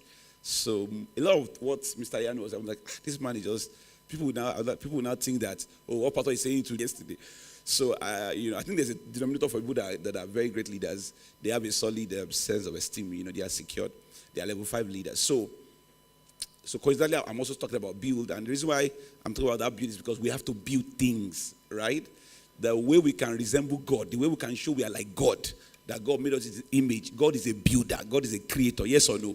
So the least we can do is to build and create. If you don't build and create, I don't know the kind of God you look like. Maybe you look like Shango, because Shango does not create. It destroys with fire in his mouth, right? I remember I watched the Shango movie. Wow, there's fire. It has not, the God of iron does not do anything. They destroy things, right? So when you see accident happen frequently on the road, they say, the God of iron is angry because he's destroying things. It's only the God of the Bible that builds and creates things that help advance the cause of humanity. So if you say, I'm like God, and you're not building anything, or you are not even touched with the pain of the world and society, I ask you, which kind of God do you look like? And if all you do, you're just interested in doing, is to come to church on Sunday and come and show someone your prayer CV, that last night you prayed from 7 p.m. to 9 a.m. And I know between you and I, that 10 hours of that was you sleeping in and out, and your mind was wandering. Only maybe 1 hour is your effective time. But you want to brand, you want to come to church, and the new tongue that just changed overnight, you want to come and show you, Raka, Ribe, Ro, Re. If that's what you want to come and do, or perhaps you just want to come and just show us, in the Sunday school to show that you have, you know the Bible a lot, just download knowledge. And after you do all of those gymnastics and do all of those things, and some people are also they have professional certification in supporting the pastor in his power ministry by falling down even before he asks them to fall, right? Some people are the pastor's favorite. No matter what, they always save the pastor. If they say somebody is going to fall now, nobody for say, I've been on my mind. It's my role to fall to save pastors. So some people are like that. And pastor will like people like that. Shout out to you, Just that we don't fall in this church. Not because we can't also fall, but realize that the environment we are in enlightens us and educates us that we should so everything around us, these lights, if you go and start falling and you roll and you break it, so the people know that every spirit will be subject to the spirit. As people want to fall, you to fall, I will break, I will fall there, because there's no cost of falling there, right? Is that okay? So, but just a lighter note, and I'm not saying that. I'm just trying to say that we better emphasize that rather than you just fall in your body, let there be emotions in your mind. People talk, like some countries, G7. Now imagine how many Nigeria they can buy, right? Let's not even go there. Because last week, the seminar said we should celebrate that our foreign reserve just increased to $40 billion, 40 billion. And they said the company is worth $3.5 trillion. How many? Nobody should be in the pole position to create this transformation except the believer. Because beyond the advantage of going from one, because we have the Holy Spirit in us, right? So we can go from 0 to 1. We can create what eyes have not seen, what ears have not heard. But to do that, there must be a major, a marriage between practical things we learn in school, practical knowledge, cutting-edge information, and also an education of our spirit, right? I know we have done so well in Nigeria with the education of our spirit. The average believer here understands the Hebrew implication of authority, exousia, dunamis. There are two kinds. One is, you know all of those things. And we've done a fantastic job like that, but we also need to do more job in understanding how the world works and learning from you. When Mr. Yanu was speaking, he was quoting Jim Collins. I said, yeah, that's amazing. So we need to start that conversation, right? And that is why we have put this together so that you can challenge yourself and you go and challenge the Holy Spirit in you, but it starts with that sense of consciousness, right? Is that okay? And then by God's grace, this will be the first of many. Next year, it's been on my mind that we are celebrating that we are putting together a business school, a business academy that will be industry focused to further deepen your ability to understand how industry works and come up with solutions. Is that okay? And I'll just wrap up with this one thing. So as not be as people I show you slide. I did not show slide. So I just quickly sat down there. There's a slide I showed them in my series. Before you say that, Pastor just came to use scope. So, well, sincerely, so one of the things I was teaching is my build series. And like I said, God is number one creator, so right? So when you look at God, He creates things twice, like we always say. The first is the invisible creation. The second is just the formation. So the Bible says in Matthew Genesis chapter 1 verse 26, the Bible says, God said, let us create man in our own image. And must form the man from the what? From the dust of the earth. So that tells us that there are two degrees to creation. There is first the invisible one, where something is created, but you can't see it in the physical. Only the creator interacts with that creation in a realm that is called the invisible. Then the second one is now when it now begins to give form to it, you can now relate with it. Now, between these two, countries that are leading the world, they place more value on the first creation. That is the invisible one that happens in the realm of the thoughts. But countries like yours, for you to build anything worthwhile, you need to know how to spend more time in the realm of the invisible. So you have to ideate in your ideas, incubate thoughts. Because what I'm saying is that a lot of young people are actually, a lot of us cannot sit down with ourselves and maybe spend hours without activity just by yourself in solitude, thinking and trying to crack through a problem. There must be a focus, and that's why there are some books you have to read. Beyond Kenneth Hagin, thank God for Kenneth Hagin.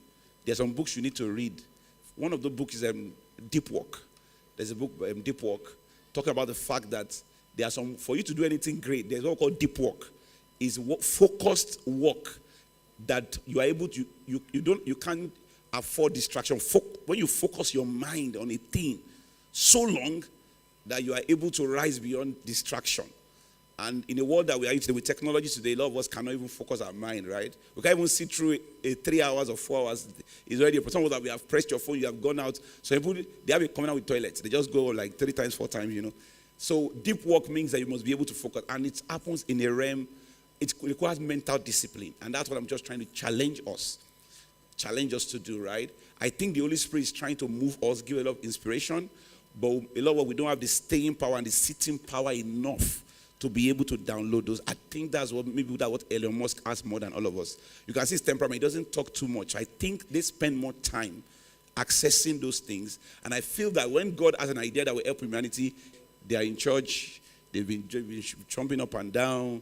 The idea cannot stay. You find somebody that's been very, spending time to say, how can we launch this rocket again? How can we help payments with PayPal? So if those ideas can just easily find a body in them. So I believe that if we also spend more time like that in solitude, sitting down with focused thinking, I think that there's a lot we can access because it's already in us. Is that okay? And that's what this is all about. So there's that first creation there. Then the second one now is now giving flesh, which is part of what Mr. Yano has said. You now go through the product management phase where you now try to give flesh to the solution that you have created. And that's where your UI, UX, and all of those other things come to place to give flesh to it. But I love what he said. You can't build a bad product and expect to sell it with PR and great marketing. I think Nigerians, that we are good with that. Online vendors, Nigerians, we are the number one of that. Great PR, poor product. Market the hair with every energy. By the time you collect the hair, It's not hearing. What I see, what I want. I'm into construction, I'm into real estate. I have a client that bought a house from us and said we should go ahead to furnish the house. So we'll send him image of the person. So we said they wanted a TV console. So my project manager sent him a picture of a fantastic, lovely wooden styled TV console. Give him the price. Say, oh, it's too expensive. I know one boy that will do it better. He will do the same thing.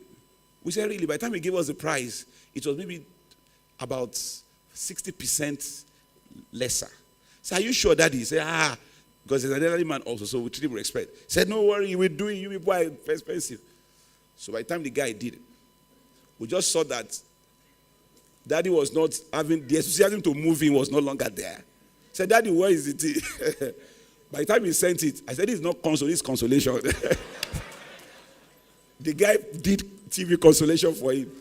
Up till now, he himself is shocked with what he saw. And we are still on that case. Right? So, I don't know. So in this life, right? So I'm just trying to say that, we have to do great things. You can't just do shabby things and think that you will actually blackmail the Holy Spirit to do supernatural evangelism. You need to hear prayer points of Christian business people that don't pay attention to business understanding. Father, supernatural evangelism. Let angels begin to market the product. Supernatural evangelism. Supernatural. Angel Gabriel comes with trailer. People are packing it. Holy Ghost is whistling to them to come and buy. Whistling to them. Holy Ghost will not whistle towards it's rubbish now. You told Holy Ghost to whistler. I know you have heard Bishop Abeokuta said, "Go, listen to them and come." Maybe to church, to them, but not to your shop sometimes, right? So I love what he said. Let's spend more time building. I've always said the great products require little or less marketing. In my industry, and that's why, please, I love what is. I'm just quoting him a lot. Where we have to actually, you can never compete on price. Competing on price means that you are that's low resolution strategy. And I've always been that. In fact, in what I do, I have the most expensive products in my own industry. People ask, how are you selling that? If a client came and said, how much are they selling this same property? Yeah. I said, go and ask. And truthfully, he went to ask. The amount they are selling the property just around where I'm selling is 5 times lower. And it's in millions. It's 5 times lower. It's 5 times lower. And I said, I'm not apologetic about it. You have to have something that is superior. Superior. Define your audience. You are not cut out for everybody. I told my wife, anything that has to do with the poor, I'm aggressively against it. I don't market to the poor. I don't bid for the poor. I don't do church for the poor. I hate the poor with passion. I love them as a person, but I hate the poverty around them because they are wicked, they are foolish, they are troublesome, There's nothing desirable about poor people and doing their products. They are the ones that will stress you most. They are the ones that will guerrilla tactics to pursue you for a problem. A rich man will call you and understand. Say, okay, don't worry, get back to me. What I'm trying to say is that in my industry, a lot of people don't think. So you see people do a lot of promos. I don't do promo. There's a friend of mine that I'm consulting for. He's also into promo. He's like, I've not been selling. He said, so he'd like to do a lot of this couple. I said, Black Friday is coming. Won't you do Black Friday? I said, thank you, good idea. He said, I'll do Friday. I said, do you do it? I said, you know me, I don't do no promo, none. No MD's birthday discounts. I don't understand it.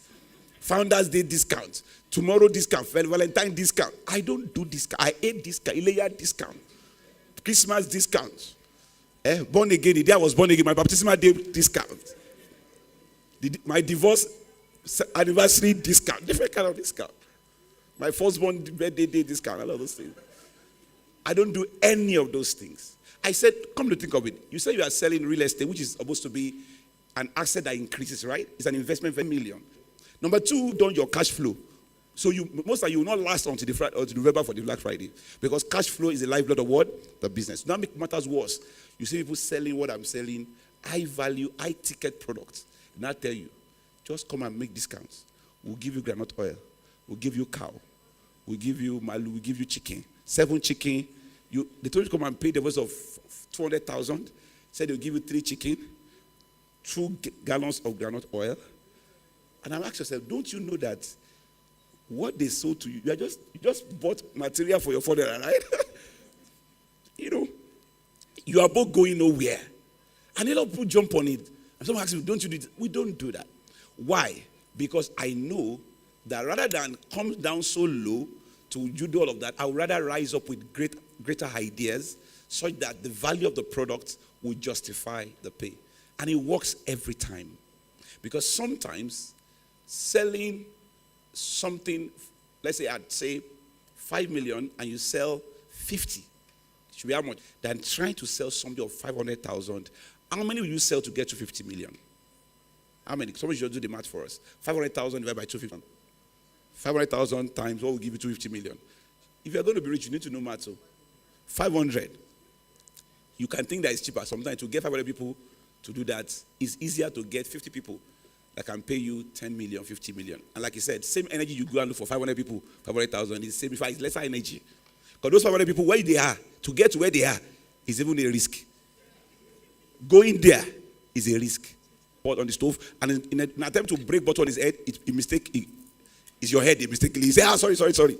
Just because you are trying to look for those kind of people. So sometimes, like what is, so I just take you through this process. I tell people, and that's why you're content there, you can't go far. If money was something superior to money in that thing, that's when you can build something great. Is that fine? But if it's still about money, you can never build something great.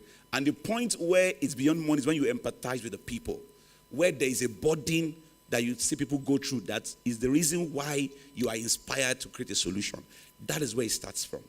And I was listening to Inyaboeji, as I was saying, just in the course of the week also, and he said that Andela did not start by just trying to look for money. And he said the story of how he met his mentor, because he had a lot of young people. He said one day he was walking in Surulere, and he saw people outside in front of the stadium, and there was pandemonium. I asked what happened. He said it was in Danfo, and he said there was an immigration recruitment exercise, there was stampede, and people died. And he told him, said that young people, graduates that came to look for a job died just because that was the problem. What if we can get them a better way to be employed? That was what was in his heart. And I always say, once it's in your heart, it will find itself into your hand, right? That was what made him to start the process. And eventually, Andela was born, now a unicorn. And he said the same thing that what led to Flutterwave also. You can see empathy. So you have to be able to empathize. But a lot of us, we are not moved by the feelings of the society. We are too carried away with our church programs that when you are even walking by, you see children knocking and begging. You can't think of what can we do for these underprivileged children. You are not even moved again because they've told you in your church that you giving to the poor is the rich you must give to. It's only your pastor. Because there are things we are teaching in church that has unintended consequence, that is taking away the bowels of mercy of people. Because they've told you that if you go and give somebody, you don't know where he's taking it to and you say you're a child of God. They've told us all of these things, and we are no longer feeling the pains of the community. So it starts from that. You have to find something that touches your heart because of what people are going through, and that should be the process for your ideation. And that also takes you to pray. If that thing is beyond money for you, if it's about people's pain, you go and pray, and God will give you ideas. Once you define the problem, then you ideate it. As a pastor, people wonder, say, how are you able to do this? I'm not a pastor for anything. I tell people, when people say, oh, pastors are thieves, that they say online, I say, I wish, go and open the church. The most difficult thing to do now is to be a pastor, a founding pastor for that matter. Any pastor you see today, if you know any pastor, young pastor, maybe below 40, I don't know about those other big ones, but anyone below 40 that decided a church, please, if you know them, send them a text and say, sir, I want to celebrate you. You are doing a great job. Thank you for your sacrifice. If you have money, send it to them. Even if you are just anyway. Because any pastor that is doing great work below 40, I'm telling you, a part of his life, financially and everything, is going into that work. They are not getting any financial benefit. I can tell you that one. Or maybe, I can tell you, I think, if it's about money, you will have stopped. But you miss me. God had to do a power. Let me just be an intern. Let me just be traveling. And I was doing programs in campuses in Funab. I said, this is fine. I'm in Park. God said, no, it's a local church. But eventually, I got to understand that we do better. And God opened my eyes. Look at churches that are available. People are trying their best. But I saw that the leadership structure there, or the leadership environment, I saw that the institution in Nigeria that has the lowest qualified leaders But qualification, not the spiritual calling now, in terms of skills and competencies, is the religious sector. Anybody can drop out of school today, tomorrow, or anywhere, and just say, I'm now a pastor. And because they say they're a pastor, you can't question them. So I realized, and God, that is where the problem is. And God said, a time is coming that people that will be coming to the church will be top people like Ian, like you. People that are, look at, Iyaboji is pastored by somebody. These are people that you can't just tell them and say, this is what God, they must be able to hear things that beyond their spiritual knowledge, they can also take into their life on Monday, right? And that, I saw that.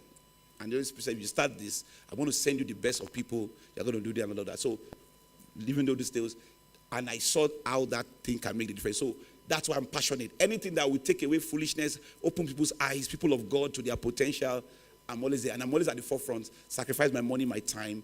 And that's why I'm having this today also. So, that's why for me as a pastor, no matter what happens, I'm a pastor, committed, because I found a purpose beyond fame or money. I've never earned money yet. I hope I will earn in Jesus' name. I've found a purpose beyond all of that. But, I'm just trying to say that you must find something, then you define it, you ideate it, you prototype it, then you test it. Is that okay? Is that okay? Is that fine? So, but out of these 5 processes, you can see that 3 out of it are invisible activities, yes or no? Empathy is an invisible thing, right? Defining this idea is what? Is a conversation within you and your team. Ideation is also, the only 2 things that are physical now is what? When you are building the prototype, you are testing. That means that for you to build great stuff, you must spend more time in the realm. Let's say, calm down. Before we conceive you, look, come somewhere. Let us do this. Let us ideate. Taking years. But Nigerians and Africans, we are quick to the action. So I want you to also be someone like this, right? And I think the team that did that, we believe so much in you. I believe that from this investment of today, in the next 5 years, we're going to meet some of you in Top Lounge, maybe on the airport road or somewhere. We're going to read about you in CNN, in Bloomberg, in Business, in the name of Jesus. We're going to hear about you in Y Combinator, how that you are the next big thing that has happened in Jesus' name. Some of you, I don't even believe you say, Amy.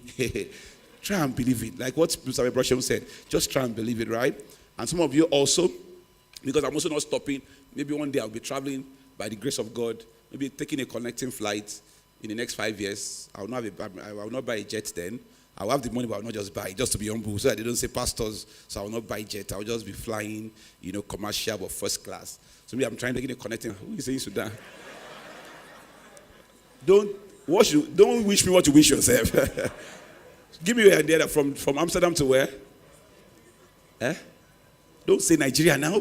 Say something before Nigeria come back. Maybe from Los Angeles to New York. Yeah? And I'll just meet you in the waiting lounge. And obviously I'll not remember you because a lot of people, but you remember me. And you walk up to me. And you say, I like what these young people that are looking so nice. And you say, sir, can you remember me? I'm like, I can't remember you. You say, there was a program in Radiating Abeokuta 5 years ago. They called it, what do you call it now?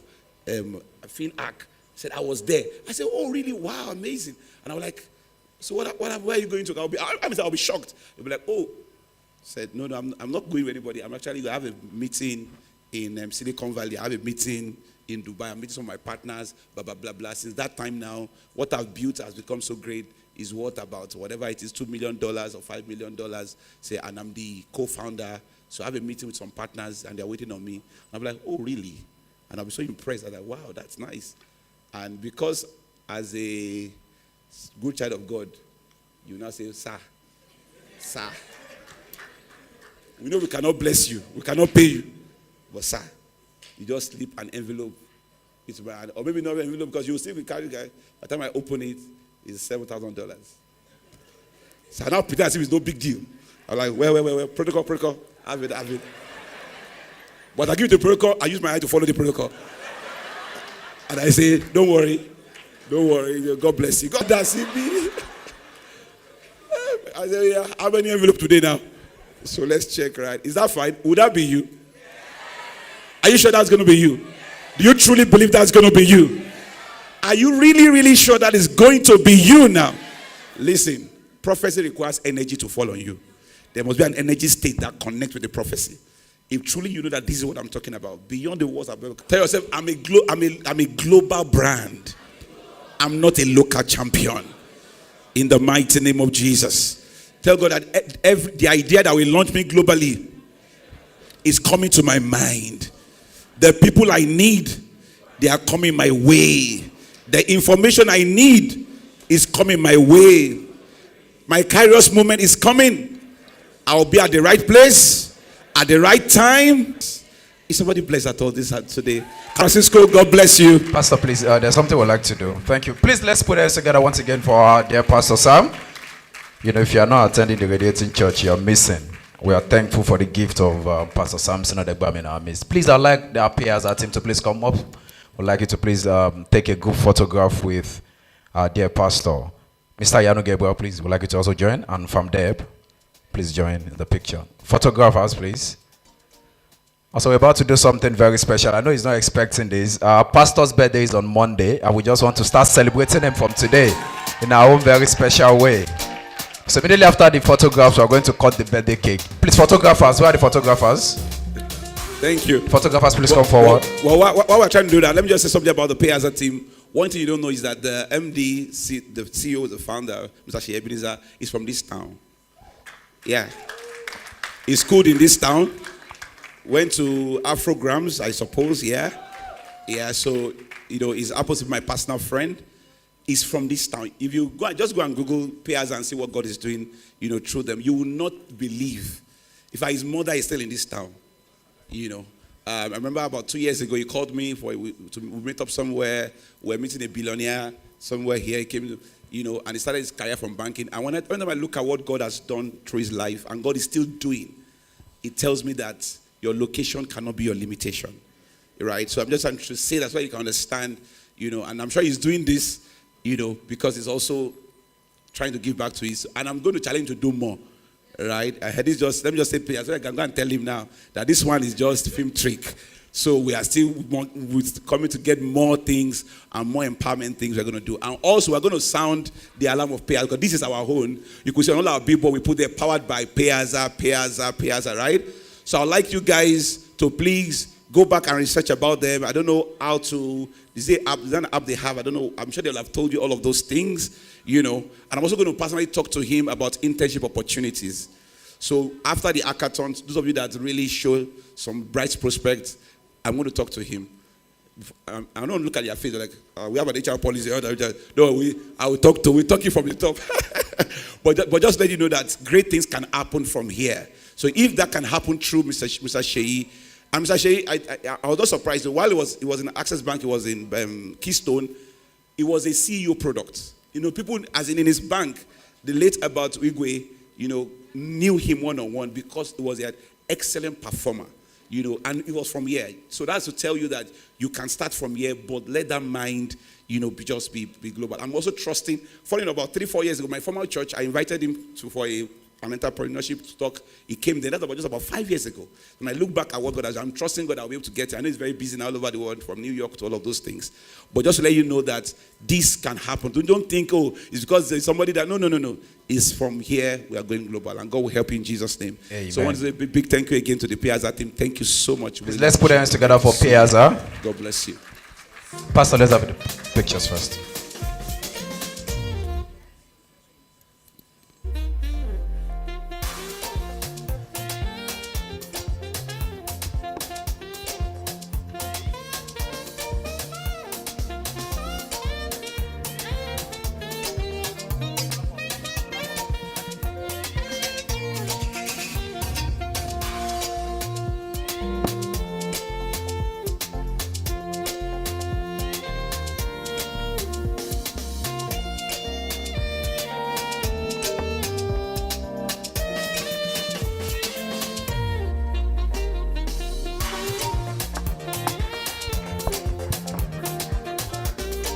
Give them a round of applause again. Thank you to our partner, our sponsor, Payasa, and thank you, Pastor Samson. Want to do a quick one? Want to do a little surprise?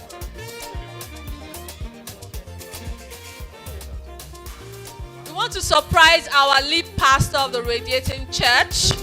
His birthday is on the 28th, next week Monday, and we deemed it fit to do this as the Radiating Business and Career Network to honor the only global pastor in the city of Abeokuta. Make some noise, ladies and gentlemen. He didn't know we were going to do this, so I'll be inviting Mrs. Nimi to just help in cutting the cake. Pastor Ife, please join us on stage. We'll also take pictures. And so to join us, Sister Debbie also join in taking pictures with the cake. But first, we'll need Pastor Samson. Can you give him a round of applause and sing a happy birthday? Ladies and gentlemen, we have the first lady of the... Yeah, so as we are going to take the picture, so also yesterday was our birthday. So yesterday was our birthday. So I don't know who is surprising who now. So you two should join. We'll share the cake together. Is that fine? And as you're singing that song, you also join me. We'll sing the song for both of us. Is that fine? Okay. Ladies and gentlemen, we have the first lady of the Radiating Church Global in our midst. The wife of our dear pastor, Pastor Ifelua Odegbami.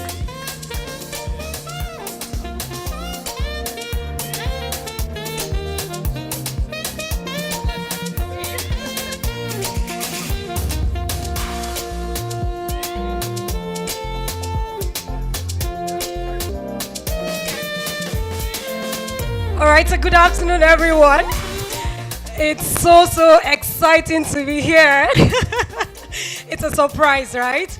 Yeah, and I've learned a lot. I know I'm supposed to organize it, but I just have to say a very big thing. I remembered when we started, when my family was still in Abeokuta. Thank you so much, sir. Thank you, ma.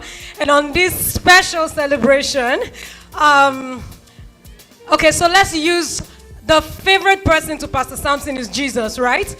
So of everything he said, he's actually emphasized Jesus Christ. And so we're going to just spell Jesus and at S, the last S, to cut the cake. Is that fine? All right, so give me a J, an E, an S, U, S. And who is that? Jesus. Congratulations, sir.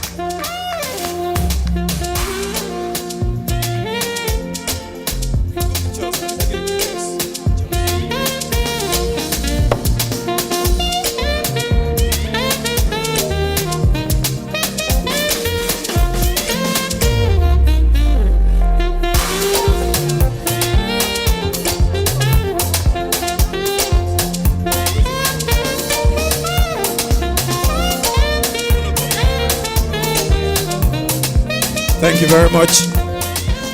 All right, thank you very much. All right, ladies and gentlemen, we are almost bringing this event to a close. And I'm sure we've been having an amazing time so far. Just before we wrap up, I'd like to bring up on stage Moji. Moji announced a social media challenge at the start of this event. And I think we have a winner, or we have winners already. So I would like to invite Moji as she comes forward to announce our winners. Please, let's put our hands together for Moji. Let's put our hands together. I know we are eating, but let's put our hands together for her. Thank you. So the winner for the social media challenge, so if you are the one, just wave and then come here to be presented your gifts. The Ajayi Mololuwa.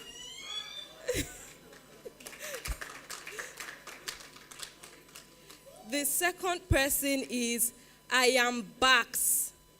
I am Bax. It's spelled IAMBAQX. Who is that? Please, let's give them a round of applause as they come up stage.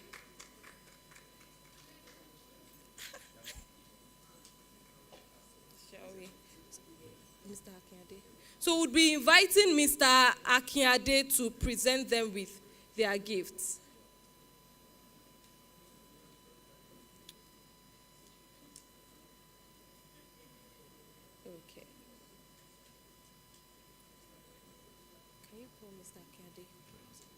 So we'll be inviting Mr. Akinyade to present them with their gifts. Okay.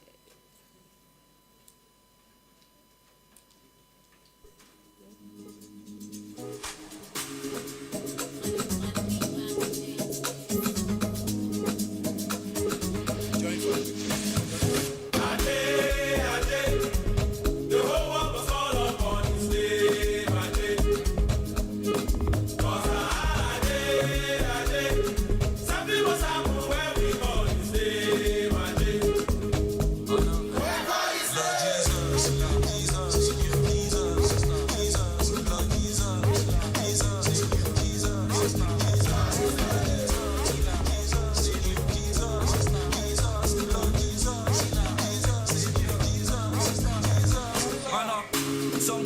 Congratulations. Thank you.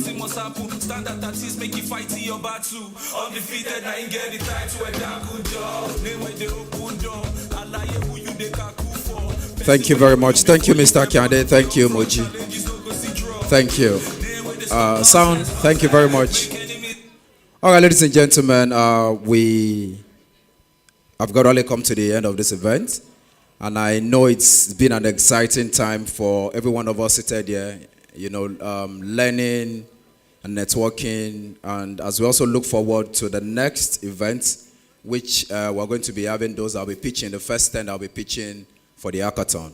On behalf of the Radiating Business and Career Network of the Radiating Church Global, would like to sincerely appreciate you once again for making our time to be here today.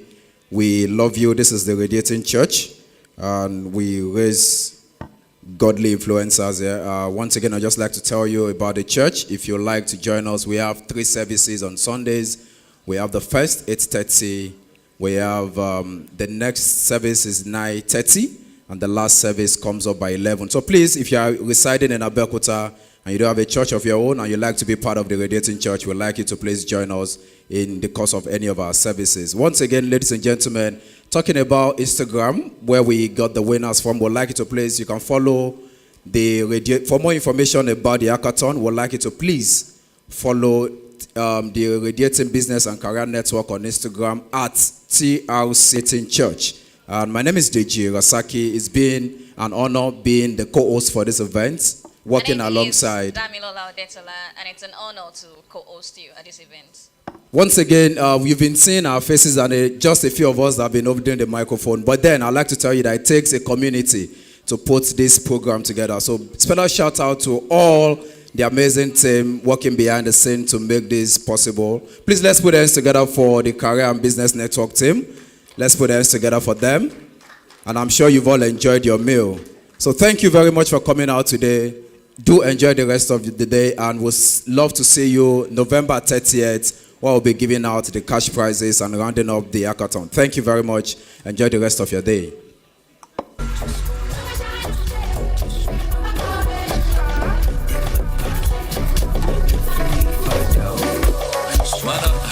They say we don't get class, say them good teachers, let's sing with the